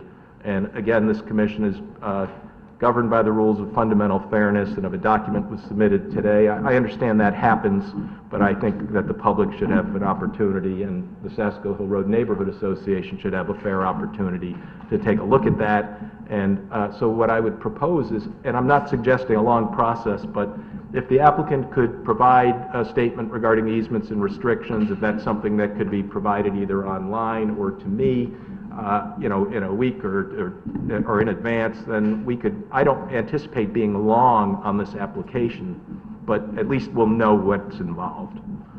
So my initial request is that the commission consider postponing this to a date certain, and then I don't know what your agenda looks like, but the next meeting, briefly, that the applicant at least file the information with the commission by a certain date so that we have an opportunity to see it, and then the matter be concluded. Again, I don't anticipate a long process. What I'm going to do at this point, I'm going to call a brief recess of this meeting for 5 minutes for the commission, and during that time, perhaps you should look at what's been filed and maybe talk to Attorney Fitzpatrick. Sure. And then, and talk to Attorney Walsh perhaps as well. And then that's what it works. So I'll call a brief recess. Black Hawk down. We are back in session. And Attorney Green? Yes, Mr. Chairman, so I would request that the commission postpone this to a date certain, being your hearing. Is there a hearing on the 21st of? There is in 2 weeks. 22nd. 22nd, I'm sorry. The 22nd, and at that time or in advance, depending on the ability of the applicant without too much inconvenience, to provide a plan depicting, I suppose, the access to these other houses or where these other structures are that are served by the driveway. And I see that this driveway appears to go to this property line. I don't know whether there are structures beyond this, so I guess I would ask that the site plan depict all structures served by the proposed driveway, and that the applicant confirm the location and proximity of the entrances to the Country Club of Fairfield and whatever additional evidence the applicant chooses to offer on that. Thank you. What I'll do is, before I render a decision on that request, I will see if there's any other members of the public who wish to comment while they're here and raise any issues, and then ask Mr. Fitzpatrick for his comments, if any, on that request, and then I'll make a ruling. And I suppose I would ask or reserve the right to address the commission further on the application in either event. Thank you. Do you want me to leave the... You could leave them, sure. They're yours, whatever you'd like to do. Do you want to make them part of the record? You have to leave them. Not at this point, frankly, and they're sort of duplicative of... And you've noted for the record what they are. That's why I asked, so we can... you're referring to drawings we already have. Thank you. Is there any other member of the public who wishes to comment on this item? Hearing none, Attorney Fitzpatrick, maybe if you could address Attorney Green's request for a brief continuance in light of the driveway sightline plans being... Mr. Chairman, members of the Commission, I believe the plans are more than sufficient to show any easements. I'm unaware of any restrictions. The plans literally do show the asphalt driveways to the Country Club of Fairfield.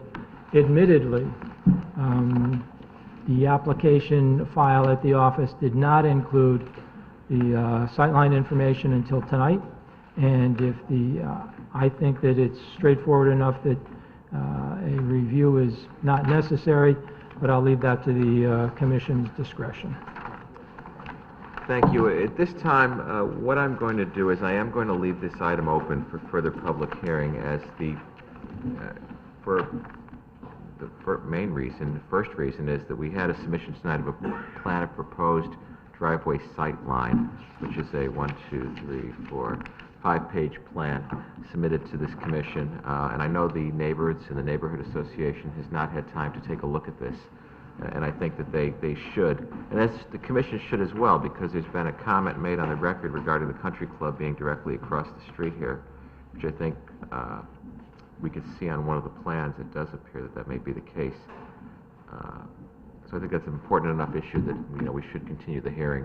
January for 2 weeks. 22nd, Mr. January Chairman? 22nd. We'll put this down for the first item of public hearing for you, so we can... Thank you very much. Is that convenient for you, Mr. Fitzpatrick? That's day? fine. Thank you very much. Attorney If I Green? may, Yeah, Attorney Fitzpatrick, a request has been made by one of the commissioners to walk on that driveway, to walk the property. Is there any objection? Or No to drive objection. up? Thank you. And Attorney Green? just, Attorney Fitzpatrick's always been exceedingly fair, and I would just ask for some of this information that we've talked about, the location of the houses and any other information to sort of, a listing of the restrictions on the property. Is that something that can be furnished? I will endeavor to get, I didn't represent my clients when they purchased it. I'll endeavor to get their title search and just show the other two houses which use this driveway. We'll try to get Mr. Green whatever information we can. Thank you. We can't force him to Oh, show no. you anything, no, but I I think understand that. you guys know what to do. You can work it out. Exactly. You'll work it out. Thank you so much. Commissioner Wagner did have a question, though, before I close the hearing. You raised the question about the extension of the driveway down the bottom. The mic went up again. Thank you. Raised the question about the extension. Mr. for me, Fitzpatrick. thank you. Mr. Green raised the question of the driveway on the right-hand side of the plans, my right-hand side, extending down, yep, right there. Does that driveway continue to access additional properties below? There's a house here, Right, and there's a house here, which utilize that driveway. right. And on the plan, can I have the pointer? Just right there, this driveway continues To the best down. of my knowledge, it does not continue any further. It just I'll does. confirm that. Yeah. To the best of my knowledge, it does not, Mr. Webb. All right, I'll check on that. all right, thank you. Thank you. Thank you. Thank you. Commissioner Jacobs, do you want to make a point? You might want to check the plans you just gave us, which show the driveway going around. I'll check. Right here. I'll check, thank you. Thank you.